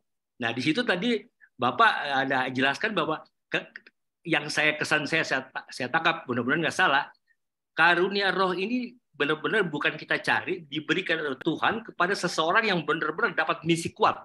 Kayak Paulus kan misinya luar biasa itu kan. Nah, itu dia diberikan kuasa roh. Tapi untuk orang-orang umum seperti biasa, saya tidak melihat bahwa itu pasti dikasihkan. Makanya di sini mungkin dikaitkan dengan Korintus 14 dikatakan usahakan. Terutama bernubuat. Dia nggak bilang yang lain, bahasa lidah apa, tapi bernubuat gitu kan. Nanti di bawah pun dijelaskan, kalaupun Anda pakai bahasa lidah, Anda harus bisa menerjemahkan, karena bahasa lidah untuk pertumbuhan diri sendiri, sedangkan untuk jemaat ya itu harus bisa menjelaskan. Itu kan dari panjang ya. Kira-kira gimana nih pandangannya Pak? Terima kasih. Ya, makasih Pak Krisna. Monggo Pak Hendra, ada dua pertanyaannya. Seberapa penting ya karunia roh tadi? Pertama ya Pak Krisna ya. Iya. Karena ada desire dan juga ada yang pursue love jelas yang paling tinggi lah antara kesannya di sini paling tinggi pengharapan dan kasih. Yang kedua terkait dengan karunia roh ya untuk orang umum. Gitu. Nah, apakah kita mencari dan pasti dapat, atau itu memang dari Tuhan khusus diberikan untuk seorang yang dapat utusan khusus lah, seperti Paulus misalnya, Petrus misalnya. Terima kasih Pak Krisna untuk responnya. Bagi saya, setiap pribadi yang percaya pada Kristus diberikan kepercayaan untuk terlibat dalam karya pelayanan pembangunan tubuh Kristus. Dan itu dibekali dengan karunia roh. Jadi setiap orang diberikan kepercayaan. Siapa yang diberikan dalam konteks Paulus misalnya gitu kan, dia multi talental banget menurut saya, multi karunia ya yang diberikan ini dan itu, dan dia sangat menundukkan dirinya pada pimpinan roh, dan semakin dia menundukkannya dan apa yang Tuhan percayakan itu menurut saya juga semakin besar. Dan itu kan kita bahas tadi ya, siapa yang memang setia dan ia akan diberikan juga dalam perkara-perkara yang besar. Semua orang akan diberikan, Pak. Maksud saya dalam konteks semua orang itu adalah semua orang percaya ya. Semua orang percaya akan diberikan karunia itu. Dan kalau merujuk pada 1 Korintus 14 yang kita bahas soal tadi ya, yang ayat pertama itu, saya coba menerjemahkannya dalam bahasa Indonesia masa kini yang disebutkan begini, hendaklah kalian berusaha untuk mengasihi orang lain ya. Jadi kasih itu yang besar ya. Lalu berusaha juga untuk menerima karunia-karunia yang diberikan Roh Allah, berusaha untuk menerima ya. Jadi rujukannya sekali lagi tetap diberikan, dikaruniakan begitu. Dan terutama sekali yang soal bernubuat itu kan, kalau tadi kita membahas soal kata nubuat ya, propeteo, itu adalah kesanggupan untuk menyampaikan rencana-rencana Allah kepada manusia. Dalam teks bahasa Indonesia masa kini diterjemahkan begitu. Jadi setiap orang akan diberikan, Pak. Dan kita berupaya untuk memberikan yang terbaik, dan setuju yang terbaik itu adalah kasih, dan kita berusaha bukan untuk cari supaya dapat, tapi apa yang Tuhan percayakan itu benar-benar kita bertanggung jawab mengembangkannya untuk pembangunan jemaat. Semoga menjawab ya Pak Krisna. Iya. Gimana Pak Krisna? Sudah? Ya betul. Apakah sudah cukup saya menjawab? Cuman yang saya hanya lihat derajat, ada kelasnya gitu, mungkin kelasnya antara karunia roh yang diberikan kepada Paulus kepada orang yang dan yang lain, bahwa seperti yang tadinya ada perumpamaan talenta ya, ada yang dikasih 5, ada yang gitu kan. Itu Setuju, kan Pak Krisna. Tuhan yang minta 5. Tuhan bajika, dia sebagai Tuhan datang, kamu saya kasih 5 gitu kan. Yang ini mungkin 2, 1 kan. Bukan saya minta 5 Pak gitu loh. Betul. Kalau saya minta 5, saya kejar namanya. Tapi kalau ini ya dikasih ya dijalankan. Mungkin di situ ya pemahaman yang agak berbeda, sehingga saya bilang apakah karunia roh ini memang semua memang dikasih, tapikah pemahaman kejarlah pemahaman usahakan itu, apa di situ kata usahakanlah, karena usaha itu bisa maknanya ya usahakan untuk dapat, tapi kalau enggak ya nggak apa-apa gitu loh. Tapi kalau kejar yang pertama itu kuat sekali lebih dari penggunaan katanya ya sih sebenarnya. Itu aja yang saya tadi tanyakan. Terima kasih. Ya, terima kasih Pak Krisna. Ya, Bapak Ibu, apabila hendak memberi tanggapan, dipersilakan Bapak Ibu. Bisa lewat chat juga apabila tidak ingin disampaikan secara langsung, tapi better secara langsung ya. Jim? Ya, Jim? Monggo Pak Martin. Ya. Yes, monggo Pak. Selamat malam Pak Hendra. Tadi yang kita bicarakan tentang talenta dan juga karisma dan juga kemampuan atau karunia roh yang diberikan oleh Tuhan kepada kita, itu juga pasti diberikan juga kepada para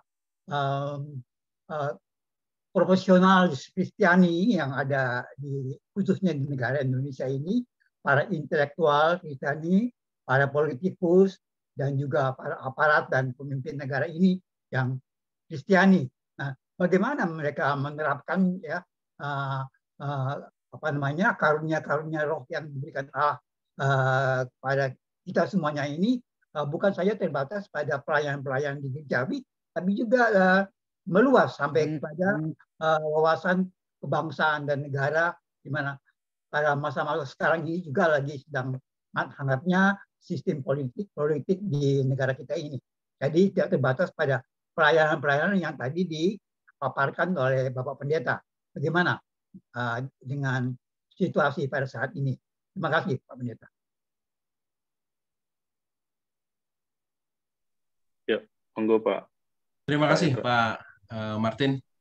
Jadi tadi saya membahas juga tentang berbagai jenis karunia rohani ya, yang ada disebutkan di beberapa bagian firman Tuhan ini. Tapi juga ada karunia lainnya begitu, yang saya pikir juga memberikan kesadaran bahwa kita nggak terbatas pada apa yang disebutkan di beberapa bahasan soal karunia rohani yang spesifik membahas itu di Alkitab. Tapi juga ya seperti yang ada di Besaleel misalnya ya, ada berbagai pekerjaan untuk berbagai macam pekerjaan, tapi catatannya gini, yang dipersembahkan untuk Tuhan, yang digunakan oleh Tuhan. Jadi kalau Pak Martin ngomong soal berbagai karunia yang lain, selama itu dipersembahkan untuk Tuhan, menurut saya kita bisa menyatakan untuk hal-hal yang dilakukan itu sebagai bagian dari apa yang Tuhan percayakan. Ya. Profesinya kan banyak ya. Ya, intelektual. Seorang yang punya talenta-talenta tertentu banyak, dan kalau itu ditujukan untuk pembangunan tubuh Kristus, memuliakan Tuhan, berdasar pada apa yang ada di Keluaran 31 ini, jangan-jangan kita bisa menyebutkan itu juga sebagai karunia yang Tuhan percayakan. Begitu Pak Martin ya. Ya, karena Bidang politik juga bisa saja menjadi ruang di mana Tuhan mempercayakannya, sepanjang itu dipersembahkan untuk Tuhan. Karena situasi kan agak memanas, sedangkan kita tahu sendiri dalam jemaat kita juga dari berbagai pemahaman politik yang berbeda gitu. Jadi bisa saja kaum intelektual atau politikus Kristiani bisa menjadi salah paham satu dengan yang lainnya dalam memanfaatkan karunia-karunia rohani yang diberikan Tuhan, begitu Pak. Setuju Pak Martin ya. Tinggal kita nanti coba memperdalam dengan apa indikator dan batasannya ya. Ini persembahan untuk Tuhan atau untuk kepentingan kelompok tertentu ya. Itu saya pikir juga perlu diperdalam soal itu ya. Sehingga kita bisa mengatakan ini Tuhan memberikan karunia-Nya di ruang itu ya. Begitu Pak Martin. Satu lagi Pak Pendeta, itu bagaimana, apakah juga disebut karunia rohani? Banyak juga para intelektual, pemikir, dan juga cendekiawan yang bukan Kristiani. Tapi mereka banyak sekali menyumbangkan jasa-jasanya dalam bidang masalah-masalah dunia ini, Pak. Dalam pemikiran, misalnya dalam obat-obatan, dalam pengetahuan, dan sebagainya. Begitu, Pak. Tapi mereka bukan orang dari seiman dengan kita, begitu. Itu kalau mereka juga karunia dari Tuhan juga, Pak. Karunia rohani dari Tuhan. Bakat-bakat yang mereka dapatkan itu. Terima kasih Pak Martin. Saya tetap berpendirian dengan apa yang disebutkan sebagai tubuh Kristus ya.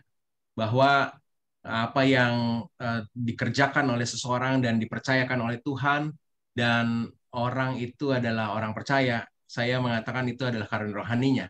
Begitu. Jadi selalu berpaut pada ia percaya kepada Kristus. Begitu. Tapi saya juga tidak bisa membatasi karunia anugerah dan karya Allah pada orang-orang di luar Kristen ya. Tapi saya pada ruang di mana bicara soal karunia rohani, saya rasa penting untuk mendasarinya dengan percaya kepada Kristus, lalu kita menyebutnya sebagai karunia rohani. Gitu Pak Martin. Terima kasih Pak Pendeta. Ya, makasih Pak Martin. Ya, ini ada pertanyaan di chat Pak Hendra. Saya jadi hilang ya. Tadi ada pertanyaan dari Ibu Eva ya. Terkait dengan mukjizat dan bahasa roh ya. Bagaimana pandangan GKI mengenai karunia tersebut Pak Hendra? Silakan Pak. Terima kasih Bu siapa tadi Pak? Bu Eva ya. Hilang. Bu Eva ya? Bu Evi Damayanti ya. Bu Evi ya. Baik Bu Evi, terima kasih. Ini sangat baik sekali, dan biasanya kalau udah bicara soal karunia rohani ya kita ngomongnya soal ini ya, bahasa roh ya, soal karunia-karunia penyembuhan dan apa-apa yang disebutkan sebenarnya di Roma 12 ya. 1 Korintus 12 ya. Bahasan-bahasan itu. Saya coba membahas bagian ini sejenak dan nanti coba saya tutup dengan apa yang menjadi pandangan GKI terhadapnya. Jadi tadi saya membahas tentang berbagai karunia rohani di Roma 12. Tapi juga ada beberapa karunia rohani yang juga penting kita sadari di di 1 Korintus 12 ayat 8 sampai dengan 10 ya. Jadi ada banyak sekali karunia rohani yang disebutkan di teks firman Tuhan di 1 Korintus 12 ini. Berkata-kata dengan hikmat, berkata-kata dengan pengetahuan, karunia menyembuhkan, karunia mengadakan mujizat ya. Dan seterusnya. Itu hal-hal yang menurut saya juga penting untuk kita sadari ya. Jadi saya nggak akan membahas semuanya, merujuk pada apa yang tadi Bu Evi tanyakan ya, soal mengadakan mujizat ya. Ini merujuk pada apa yang disebutkan di ayat yang ke-10, mujizat untuk sesuatu yang spektakuler, sesuatu yang seringkali di luar nalar dan itu dipercayakan oleh Tuhan kepada seseorang. Dan kita bisa melihat di teks-teks firman Tuhan, misalnya seperti Petrus yang menyembuhkan orang yang lumpuh, lalu dia memulihkan Dorcas, membangkitkan Eneas, ya itu kan adalah kuasa mujizat yang luar biasa ya. Nubuat sudah kita bahas ya, dan ada yang membedakan bermacam-macam roh. Kalau teks ini sebenarnya bermacam-macam roh, itu roh dalam huruf kecil ini merujuk pada semangat pengajaran. Maka kalau kita lihat bahasan-bahasan soal roh itu merujuk pada apa-apa yang diajarkan ya. Karena di 1 Timotius 4 misalnya ya, kalau saya menerjemahkan roh itu semangat pengajaran, maka kita membaca 1 Timotius 4 ini menjadi lebih jelas ya, bahwa ada roh-roh penyesat dan ajaran setan merujuk pada ya pemahaman-pemahaman tentang pengajaran-pengajaran tertentu ya. Yang lebih jelas lagi di 1 Yohanes 4 ya, janganlah percayakan setiap roh ya. Jadi kalau ini merujuk pada pengajaran, maka kita bisa menghayati teks ini dengan lebih mudah. Jangan percaya akan setiap semangat-semangat pengajaran, dan ujilah roh-roh itu, ujilah setiap pengajaran itu. Dan ada yang Tuhan percayakan memang membedakan bermacam-macam roh itu, dan itu adalah sebuah karunia. Dan orang kalau punya karunia ini cepat banget ya untuk melihat ini pengajaran yang benar atau tidak ya. Dan yang paling kental dari 1 Korintus 12 itu adalah soal bahasa roh ya. Bahasan soal bahasa roh, bahasa apakah ini ya, kita bisa merujuk pada kisah Kisah Para Rasul 2 ya. Kisah Para Rasul 2 kan kalau kita melihat ketika pencurahan Roh Kudus itu, penuhlah mereka, para rasul-rasul itu, lalu mereka mulai berkata-kata dalam bahasa-bahasa lain. Jadi merujuk pada kata yang dipakai, bahasa-bahasa lain ya, ini adalah sebuah bahasa ya. Dan di ayat 6 disebutkan begini ya, ketika turun bunyi itu berkumpulan orang banyak, mereka bingung karena mereka masing-masing mendengar rasul-rasul itu berkata-kata dalam bahasa mereka sendiri. Jadi kalau merujuk pada perkataan berkata-kata dalam bahasa mereka sendiri, berarti ini adalah bahasa yang juga digunakan oleh sebuah komunitas tertentu ya.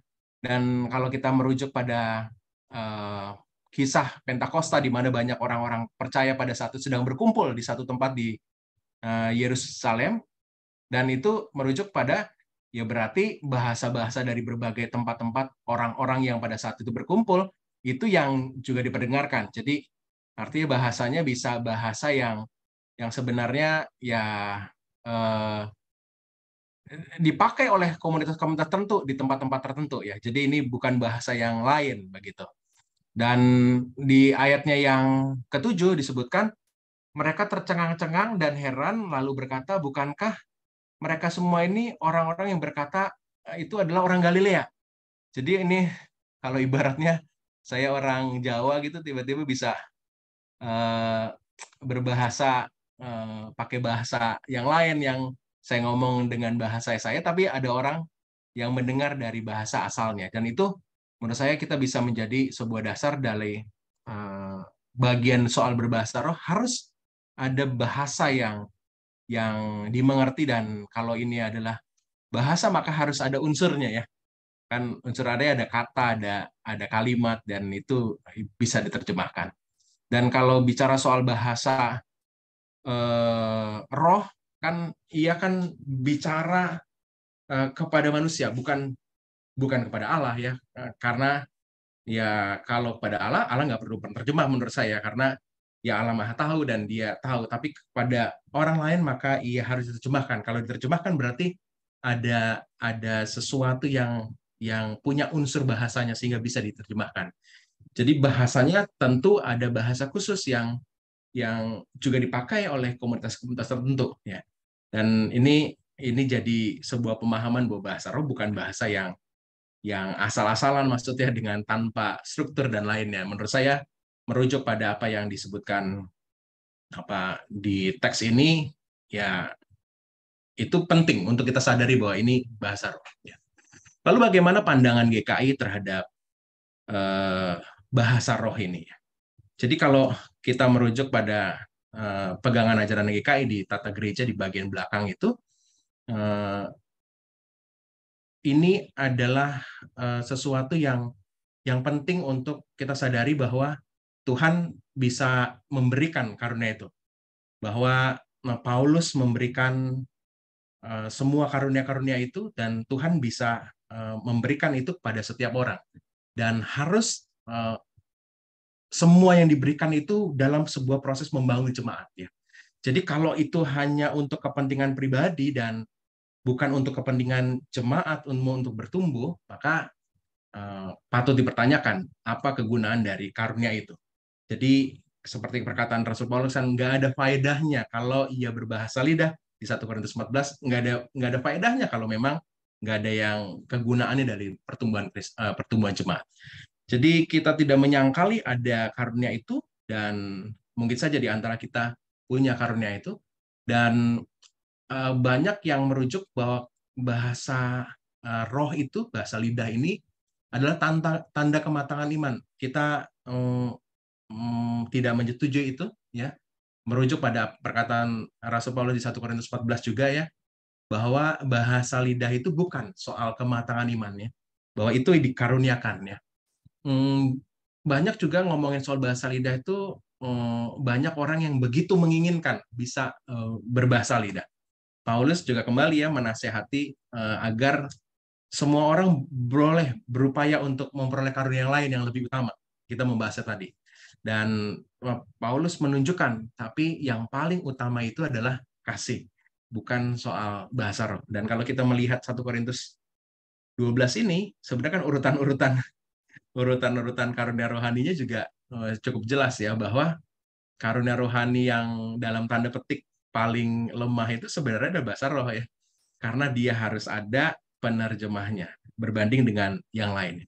Jadi pandangan GKI bagi bahasa roh adalah, ya, kita mengakui itu adalah sebuah karunia yang Tuhan berikan, tapi kalau itu menjadikan sesuatu yang tidak menumbuhkan jemaat, nggak ada faedahnya.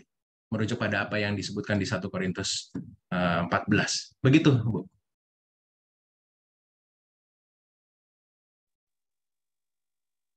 Ya, makasih Pak Hendra, Bu Evi. Kiranya penjelasan dari Pak Hendra bisa menjawab pertanyaannya, ya, Bu. Oke, mungkin tadi saya melihat Pak Gunawan Suryo Murtito raise hand. Apakah Bapak mau menyampaikan komentar atau pertanyaan, Pak Gunawan?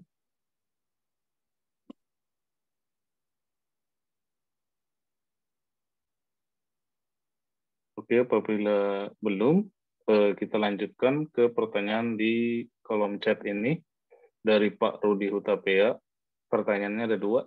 Satu, apakah kita bisa memiliki semua karunia rohani? Dan yang kedua, setiap karunia memiliki dampak kecenderungan negatif dalam dirinya dan bagaimana cara menyikapinya. Monggo Pak Hendra. Terima kasih Pak Rudi, ya. Pak Rudi, apakah kita bisa memiliki semua karunia rohani? Kalau Tuhan mempercayakan, ya mungkin saja, Pak. Ya. Merujuk pada Matius 25, siapa yang setia dalam perkara kecil akan diberikan tanggung jawab dalam perkara yang besar, begitu. Mungkin saja kalau Tuhan memandang kita layak diberikan, kita merujuk pada Roma 12 misalnya, ya, 7 karunia rohani itu kita miliki, gitu, mungkin saja, ya. Dan dalam teks firman Tuhan ada yang diberikan banyak karunia rohani, ya. Apolos, Paulus, dan banyak Musa juga saya pikir juga diberikan banyak karunia rohani, gitu. Lalu soal kecenderungan negatif, jadi saya tadi membagikannya kecenderungan setiap karunia rohani dalam status yang bukan negatif, Pak, ya. Jadi jangan memandang itu sebagai sesuatu yang negatif, begitu. Seperti misalnya tadi, ya, yang sedikit-sedikit ngomong firman, tapi itu tuh sebenarnya adalah kecenderungan yang memang tepat untuk konteks jemaatnya.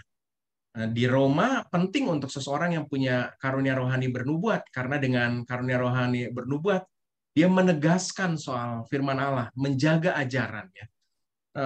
Tadi bahasan yang juga mungkin ada kecenderungan suka kritik dan lainnya, karena memang karunia rohaninya dia pengajar, ya. Pengajar harus punya kemampuan untuk mendapatkan penjelasan dan menjelaskan, ya. karunia rohani pengajar, dia perlu data, perlu logika, dan lainnya. Itu kecenderungannya, jadi jangan dipandang itu sebagai negatif. Termasuk juga yang tadi ya, saya berbagi soal apa tuh, membagikan sesuatu ya. Maka teks di Roma 12 menyebutkan, kalau kamu membagikan sesuatu, lakukanlah dengan hati yang ikhlas. Nah, kecenderungan utamanya adalah rekan-rekan membagikan sesuatu adalah hal soal materi ya. Tapi jangan lalu memandang bahwa kalau gitu dia mudah dikontrol dengan uang, ini sebagai sesuatu yang negatif. Enggak. Itu adalah sebuah kecenderungannya gitu ya. Bahwa dia punya paradigma bahwa melayani dengan membagikan sesuatu itu adalah sebuah pelayanan persembahan yang hidup gitu. Jadi Tuhan menyediakan itu semua dalam koridor untuk mengembangkan tubuh Kristus. Jadi saya pikir nggak ada ya yang negatif gitu, tapi ini tepat dengan keunikannya. Dan biasanya kalau kita nggak sama dengan karunia rohani yang lain tuh, kita pandang yang lain tuh kok begitu sih ya. Seperti karunia rohani tadi ya, kemurahan begitu, dia kan penting untuk menjaga relasi. Sedangkan kalau karunia rohaninya pemimpin, dia tabrak terus ya, nggak mau status quo gitu. Dia pengen sesuatu yang baru. Dan itu menghasilkan kan konflik-konflik. Bagi seorang yang karunia rohani pemimpin, it's okay gitu. Bagi yang kemurahan, kok gitu sih, jadi pandangannya negatif. Jadi ini sekedar perbedaan pandangan berdasar pada karunia rohani yang Tuhan percayakan saja, Pak. Jadi nggak ada yang negatif. Ya, terima kasih Pak Hendra. Moga-moga penjelasannya bisa memberikan insight baru ya Pak Rudi ya, terhadap aspek negatif dari karunia rohani. Ya, mungkin saya sedikit mau sharing Pak Hendra ya. Saya pengen tahu nih tanggapan Bapak. Apakah ini, saya ambil contoh misalnya seseorang yang diberikan karunia rohani, hikmat dan juga pengetahuan, dan juga ya bernubuat atau mengajar gitu. Tentunya kan orang tersebut sebelum dia percaya Kristus, sejak lahir dia pasti dikembangkan atau di-develop oleh orang tuanya, dan Tuhan bekerja melalui hal tersebut untuk connecting the dots, sehingga dia bisa memberikan penjelasan yang logis, rasional, dan juga bisa menyampaikan pengajaran secara efektif dan menyampaikan kehendak Tuhan dari firman Tuhan dalam Alkitab secara clear dan inviting gitu. Apakah seperti itu kira-kira cara kerjanya untuk satu karunia rohani bernubuat dan mengajar? Dan kalau karunia rohani berbahasa roh atau lidah itu adalah something yang pure gift. Karena saya juga punya teman gitu, dia dari karismatik, dia melakukan interview lah gitu. Apa sih yang kamu rasakan pada saat menerima karunia rohani tersebut? Ya itu diperoleh tanpa ada usaha memang. Kalau karunia rohani misalnya bernubuat atau mengajar, saya kira di situ ada development sejak kecil, namun Tuhan memberikan karunia sehingga bisa mengconnecting dots-dots yang ada di dalam Alkitab. Karena kalau kita hanya mengandalkan logika intelektual biasa sih, saya kira sangat berat ya memahami Alkitab itu sendiri gitu. Meskipun sudah banyak komentari, ini zaman internet, kita bisa belajar dari internet, tapi itu sangat berat apabila bukan Tuhan yang memberikan karunia tersebut. Kira-kira gimana Pak Hendra dari sudut pandang ini Pak? Makasih Pak. Terima kasih Pak James ya. Tadi saya menggunakan istilah ada karunia yang supranatural ya. Apa ya istilah yang tepat apa ya? Sesuatu yang nggak bisa dipelajari, nggak bisa dilatih gitu. Berkata-kata dengan bahasa roh menurut saya nggak bisa dilatih. Itu adalah pure, benar-benar pemberian. Tapi ada yang memang Tuhan percayakan untuk lihat, seperti bahasan kita tentang Besaleel ya, yang membuat perangkat itu kan sebenarnya itu kan bakat yang lalu dipersembahkan kepada Tuhan. Juga beberapa karunia yang lain ya, seperti mengajar ya, itu kan kemampuan logika dan lainnya itu bisa dikembangkan apa yang diberikan. Jadi kalau entah istilah saya tepat atau tidak, ada yang natural gitu yang bisa lalu dipersembahkan kepada Tuhan, dan ada yang supranatural yang memang benar-benar nggak bisa diajarin. Itu adalah karunia yang benar-benar Tuhan berikan gitu. Misalnya karunia menyembuhkan ya, saya pikir apakah sama dengan dokter? Saya pikir itu berbeda karena ada karunia tertentu yang Tuhan berikan. Gitu Pak James ya. Saya setuju dengan apa yang dikatakan Pak James. Ya. Terima kasih banyak Pak Hendra. Ya, ini kita ada pertanyaan lagi beberapa dari Ibu Novelisa. Pertama, ada pertanyaan bagaimana kemampuan murid Kristus untuk mengusir setan, apakah itu termasuk karunia rohani? Dan yang kedua, apakah setiap pengikut Tuhan Yesus Kristus memiliki kemampuan untuk mengusir setan atau hanya orang-orang tertentu saja? Dan apakah ada dasar Alkitabnya? Silakan Pak Hendra. Wah, ini pertanyaan yang menarik nih ya. Saya sih merasa bahwa mengusir setan itu adalah kuasa yang diberikan. Kuasa yang diberikan. Jadi otoritas. Jadi kan kalau tadi saya membahas soal karunia membedakan bermacam-macam roh, bukan roh jahat begitu ya, tapi pengajaran. Tapi kalau ini berkenaan dengan setan, merujuk pada kuasa yang Tuhan berikan, otoritas ilahi. Makanya ketika murid-murid diutus, mereka diberikan kuasa, ya. Dan itu sesuatu yang khusus sekali. Kalau ia bisa membangun kehidupan jemaat, saya pikir bisa kita mengatakan ia adalah karunia yang diberikan. Tapi saya lebih merujuk pada itu adalah kuasa yang diberikan. Nah, maka apakah semua orang diberikan? Tentunya enggak. Siapa yang dipercayakan oleh Tuhan. Nah, kuasa itu kan muncul dari apa yang Tuhan nyatakan karena kita beriman kepada Tuhan. Dalam teks firman Tuhan, jikalau kamu punya iman sebiji sesawi, kamu bisa memindahkan gunung, kamu bisa memerintahkan pohon ara ini terbantenlah dan tertanamlah di sini. Ada sesuatu yang ada otoritas ilahi yang dinyatakan. Begitu, Pak.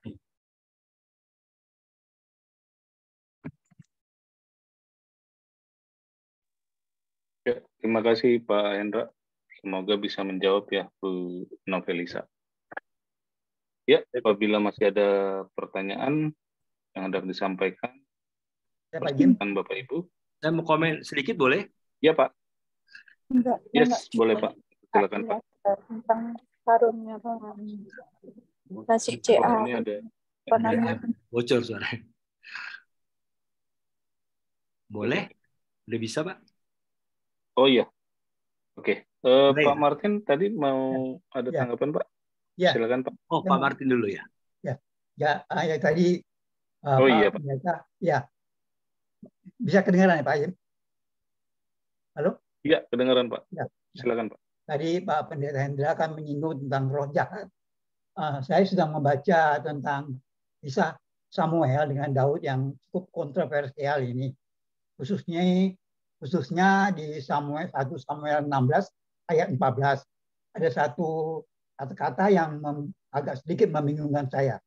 Saya baca ya, 1 Samuel 16 ayat 14. Tetapi roh Tuhan telah mengundur daripada Saul dan sekarang ia diganggu oleh roh jahat. Roh jahat ini dalam huruf kecil.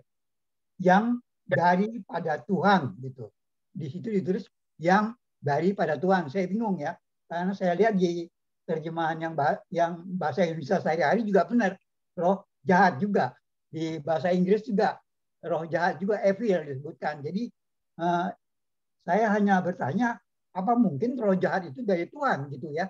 Apakah penerjemahannya ini salah? Karena kalau saya intip di terjemahan yang baru, ternyata roh jahat itu diganti dengan roh yang lain, Pak Pendeta. Bagaimana pendapat Pendeta? Ya, karena roh jahat ini dari roh jahat yang daripada Tuhan, begitu kata-katanya. Saya bingung nih Pak Pendeta. Ada roh jahat yang daripada Tuhan. Ada roh jahat itu kan iblis sebetulnya. Iya. Saya nggak bisa jawab Pak soal ini. Saya belum mendalami soal bagian yang Bapak maksudkan ya. Tapi kalau adakah roh jahat dari Tuhan, saya pikir nggak ada ya. Tuhan adalah Allah sumber kebaikan. Dan kalau terjemahannya itu roh lain, mungkin saja itu bisa saja menjadi menjadi kekuatan dirinya misalnya, kemauan dirinya, bukan kemauan Tuhan lagi kalau dalam konteks Saul ya. Begitu ya Pak ya. Jadi itu nggak mungkin dari Tuhan ya sebetulnya ya.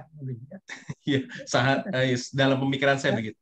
Kata-katanya begitu supaya roh jahat yang dari Tuhan gitu. Mungkin masalah terjemahan aja Pak.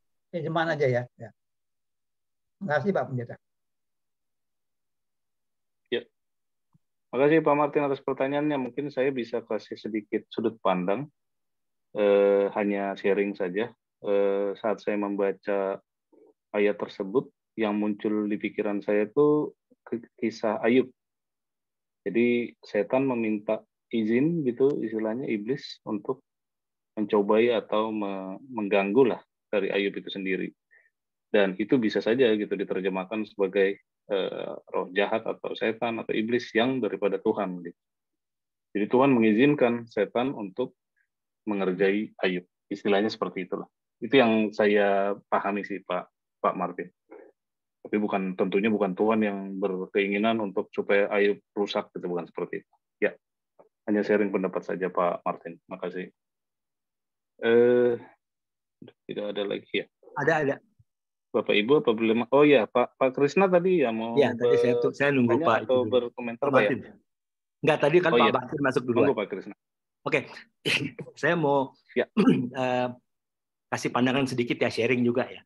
Gini, kalau kita kan tadi tema ini kan judul tadi awalnya yang saya baca kan dari Educator itu karunia roh kan. Kemudian waktu kita masuk pertama kita lebih menyatakan, bukan lebih ya, menggunakan kata karunia rohani. Jadi saya melihat ini ada dua hal yang sedikit beda lah antara karunia rohani dan karunia roh. Kalau kita udah bicara karunia roh, yang saya rasakan selama ini, ya saya lihat di mana-mana di YouTube juga, pasti perkembangannya ke arah karunia roh yang fantastis. Kebanyakan pertanyaan gitu, mengusir setan, bernubuat tentang hari akhir, yang saat ini banyak sih hamba-hamba Tuhan yang bernubuat. Jadi kayak tadi 1 Korintus 14 dinyatakan bahwa profesi atau nubuat itu karunia roh yang harus diusahakan. Tapi kita harus tahu juga hati-hati karena banyak sekali nubuat hari akhir yang dikumandangkan oleh hamba-hamba Tuhan besar juga. Dan ini juga belum tentu benar, bisa berbahaya juga kalau kita anggap itu sebagai karunia roh bernubuat ya. Tapi yang saya lihat perkembangannya memang begitu. Pasti nanti akan bertanya bahasa roh, mengusir setan, dan macam-macam begitu kan. Nah, yang saya lihat di sini, memang kalau udah dikatakan kita bahas karunia roh, dia akan perkembangannya ke sana. Saya lebih melihat daripada karunia rohani, bukan penggunaan kata karunia roh. Karena roh nanti pasti berkembangnya ke sana kan. Jadi saya lihat begini, kalau 1 Korintus 14 tadi ada, yang terpenting kita lihat adalah kasih kan ya. Pursue love, kejarlah kasih ya. Saya kaitkan dengan hukum kasih. Kasihlah Tuhan Allahmu, itu hukum yang pertama. Kasihlah sesama, hukum yang kedua yang sama dengan yang pertama. Dan pada dua hukum itu bergantung kitab Taurat dan para nabi. Artinya hukum kasih ini lebih kuat karena dia tempat Taurat bergantung. Ya kan? Itu yang paling utama. Nah, kalau dikatakan iman, pengharapan dan kasih, yang paling penting kasih. Kita lihat di sini. Menurut pandangan saya, iman kita itu pasti kaitannya kan, iman adalah hubungan vertikal manusia dengan Tuhan kan. Kita nggak bilang saya beriman kepada Presiden Jokowi kan, nggak, kepada Tuhan kan. Kalau kita bilang pengharapan, saya berharap bukan kepada Presiden, ke Jokowi, orang kaya, saya berharap kepada Tuhan. Itu ya, iman, pengharapan. Yang ketiga, kasih. Kasih itu kita mengasihi Tuhan otomatis di situ. Tapi lebih ada unsur horizontal. Kasih kepada sesama. Makanya dibilang hukum yang pertama, kasihlah Tuhan Allahmu, yang kedua adalah kasihlah sesama seperti dirimu sendiri. Menurut saya, kalau kita sudah melakukan hukum yang kedua ini, hukum kasih, mengasihi sesama seperti diri kita sendiri, sebetulnya kita sedang menjalani karunia roh. Jadi karunia rohani lah saya bilang, termasuk juga karunia roh. Jadi kita tidak usah berkembang sampai mengejar sesuatu bahwa karunia rohani itu nggak seperti itu aja. Ada yang lebih lagi, mengusir setan, bernubuat, berbahasa roh. Nggak usah sampai sejauh itu.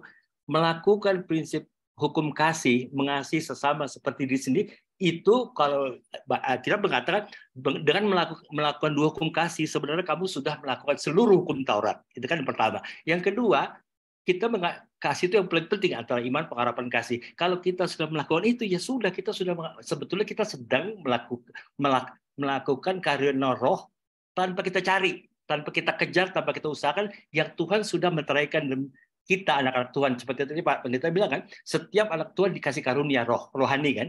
Ya kita mengasihi sama, ya udah, sebetulnya kita sedang melakukan. Jadi tidak perlu kita jauh berpikir sampai kurang cukup nih. Nanti ada lagi dari orang-orang tertentu bilang kalau kamu berdoa dengan bahasa roh, itu nggak benar gitu. Harus bahasa roh gitu. Ini yang mengganggu kita. Padahal dengan melakukan hukum kasih itu kita sedang melakukan karunia roh yang Tuhan tempatkan di dalam diri kita, dalam hati kita sebagai manusia. Kita hidup sekarang nih. Tuhan izinkan kita hidup di dunia. Dari sekarang sampai nanti kita mati, ya itu yang Tuhan mau kita lakukan. Itu adalah karunia roh yang sudah dipatri dalam diri kita, tinggal kita lakukan aja gitu. Menurut saya segitu. Gimana pandangannya? Terima kasih. Baik, Ya, saya jawab ya Pak James ya. Ya, monggo Pak. Saya setuju dengan Pak Krisna bahwa kita nggak bisa membatasi karunia-karunia yang kita bahas pada saat itu pada hal-hal yang supranatural, yang spektakuler ya. Tadi berulang saya mengatakan juga apa yang jadi contoh yang kita pakai kan Bezaleel dengan pekerjaan-pekerjaan pertukangannya. Itu juga jadi karunia yang dipersembahkan oleh Tuhan, dan itu adalah pemberian Tuhan melalui kuasa roh. Jadi mungkin yang disebutkan di Alkitab sangat terbatas, tapi selama itu diberikan untuk Tuhan dan oleh orang percaya untuk pembangunan pelayanan tubuh Kristus, saya pikir saya mengatakan itu adalah karunia rohani. Dan kita nggak usah ngejar yang spektakuler lalu kita merasa nggak punya karunia rohani ya. Semua kita ketika kita percaya Tuhan memberikan itu, dan kita harus bertanggung jawab terhadapnya. Mungkin saja seperti apa yang Pak Krisna katakan, mengasihi itu juga bagian dari karunia rohani, karena mengasihi juga perlu kemampuan khusus ya Pak Krisna ya. Dan itu adalah bagian juga karunia yang Tuhan berikan. Dan ada banyak sekali karunia-karunia yang lain yang selama ia persembahkan untuk Tuhan dalam kepentingan untuk pembangunan tubuh Kristus, Tuhan memberikannya juga ketika ia percaya, dan itu adalah karunia rohani menurut saya. Gitu Pak Krisna ya. Terima kasih.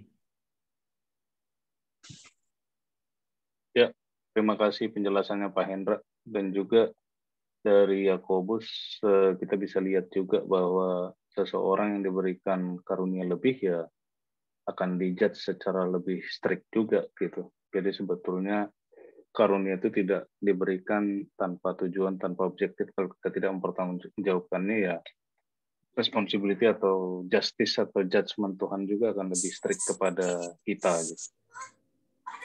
Hidup kan? Ya, responsibility kita akan inline juga dengan karunia. Ya, terima kasih Bapak Ibu atas tanggapan dan pertanyaannya. Apabila masih ada, bagaimana Kak Glenda atau panitia? Apakah kita sudahi di sini saja? Boleh saya ngasih pandangan Pak James, komentar? Oh iya Pak Gunawan, monggo Pak. Silakan Pak. Ya, tadi beberapa kali mencuat mengenai iman, pengharapan, dan hidup, dan kemudian dikaitkan dengan Korintus 14, kejarlah kasih, dan saya hanya ingin sharing aja. Dan jadi dikatakan iman, pengharapan, dan kasih, dan Paulus di Korintus 13 yang terbesar adalah kasih. Mungkin kita bertanya kenapa kasih yang terbesar? Ini pandangan saya begini, kalau di dalam kehidupan kita, dari sekarang sampai kekekalan nanti, iman dan pengharapan itu akan berhenti pada saat kita sudah masuk surga. Jadi yang ada adalah kasih. Kasih itu langgeng. Ketika nanti kita di surga, kita hidup di dalam kasih.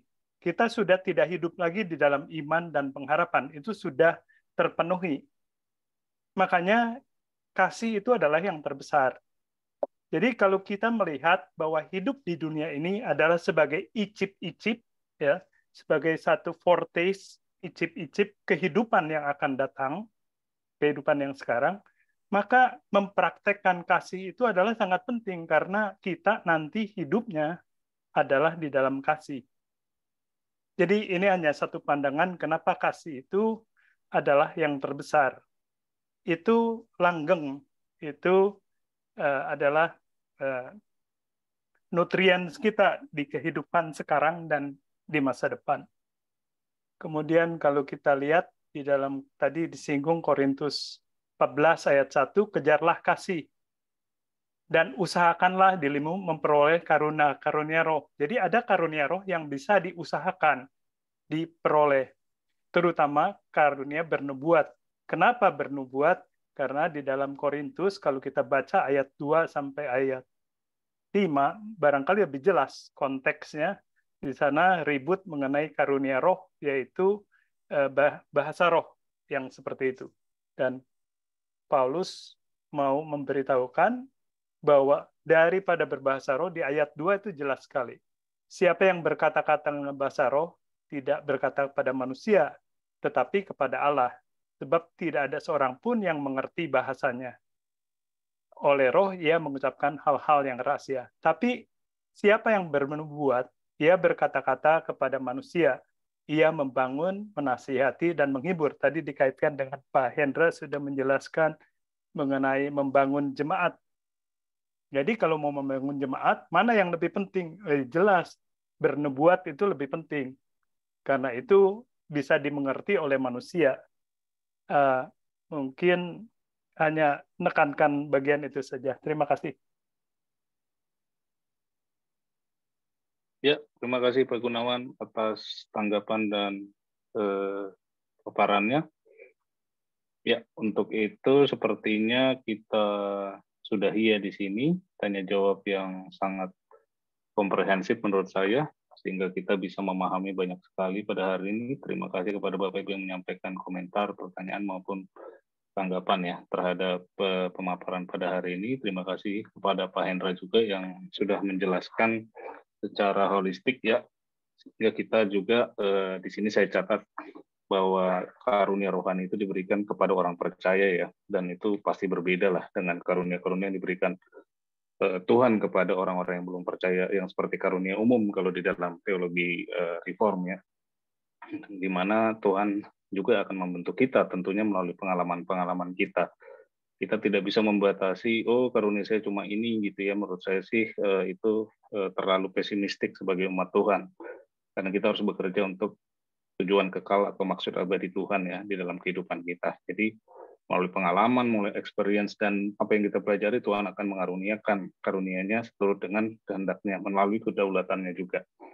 Dan tentunya kasih yang terutama ya saya catat di sini, dan karunia tersebut bukan untuk disombongkan, dijadikan hal yang dibanding-bandingkan antar jemaat, karena itu semua adalah sebagai karunia yang diberikan Tuhan kepada jemaat dalam satu tubuh Kristus untuk mencapai maksud abadi Tuhan. Sehingga orang-orang yang memang merasa punya karunia lebih, misalnya gitu, tentunya ada orang yang diberikan karunia lebih. Kita tidak bisa pungkiri juga hal tersebut, dan itu akan inline sama responsibility-nya. Seorang pengajar akan dijudge secara lebih strict ya, itu yang saya catat. Dan juga untuk orang-orang yang merasa bahwa karunia saya cuma satu, seperti perumpamaan talenta itu, kita juga tidak bisa membatasi diri hanya seperti itu. Kita tetap harus desire atau menginginkan, mengusahakan karunia-karunia yang lebih besar. Baik, makasih Bapak Ibu atas partisipasinya di dalam webinar pada hari ini. Dan mungkin saya hendak menyampaikan ya pesan sponsor untuk kita nanti ada Zoominar juga di minggu depan terkait dengan komunikasi tentang seks pada anak ya. Ini adalah kolaborasi antara tim educare dan tim parenting. Diharapkan kalau Bapak Ibu mau mempelajari dari sudut pandang parenting terhadap anak, khususnya dalam hal yang satu ini, yang kadang-kadang tabu untuk disampaikan, bisa join di dalam Zoominar atau webinar minggu depan. Baik, untuk itu kita akhiri webinar pada hari ini, diakhiri oleh doa penutup oleh Ibu Penatua Karita ya dari Mabit Carpen. Silakan Bu Karita. Ya. Selamat malam Bapak Ibu. Mari kita tutup acara malam hari ini dengan berdoa. Bapa yang penuh kasih, kami sungguh bersyukur. Pada malam hari ini kami boleh belajar bersama melalui Pak Hendra yang membawakan kami wawasan tentang karunia rohani. Kiranya Bapa kami terus urapi oleh-Mu, diberikan tuntunan-Mu sehingga kami terus merasakan kehadiran Roh Kudus di dalam hidup kami masing-masing. Dan kami terus dapat melakukan berbagai hal yang memuliakan nama-Mu ya Bapa. Jika sebentar lagi Bapa kami akan beristirahat malam hari ini, Engkau urapi kami di dalam istirahat kami, sehingga kami boleh memiliki istirahat yang baik, dan esok kembali dapat menjalankan kegiatan aktivitas kami. Kami bersyukur dan berterima kasih Bapa untuk segala berkat-Mu dan kasih-Mu di dalam kehidupan kami masing-masing.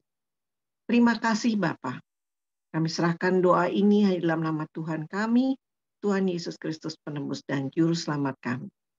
Amin. Terima kasih Pak Hendra. Amin, terima kasih Pak Hendra. Mas Karita. Makasih Selamat Pak malam. Hendra. Makasih Terima kasih Bapak James. Ibu. Pak Hendra. Selamat malam. Kak Terima kasih Pak James. Gunawan. Terima kasih Pak Hendra. James. Sampai ketemu dalam webinar semuanya. berikutnya. Tuhan berkati. Terima kasih. Terima kasih Bapak Ibu, terima kasih semua. Terima kasih Pak Hendra.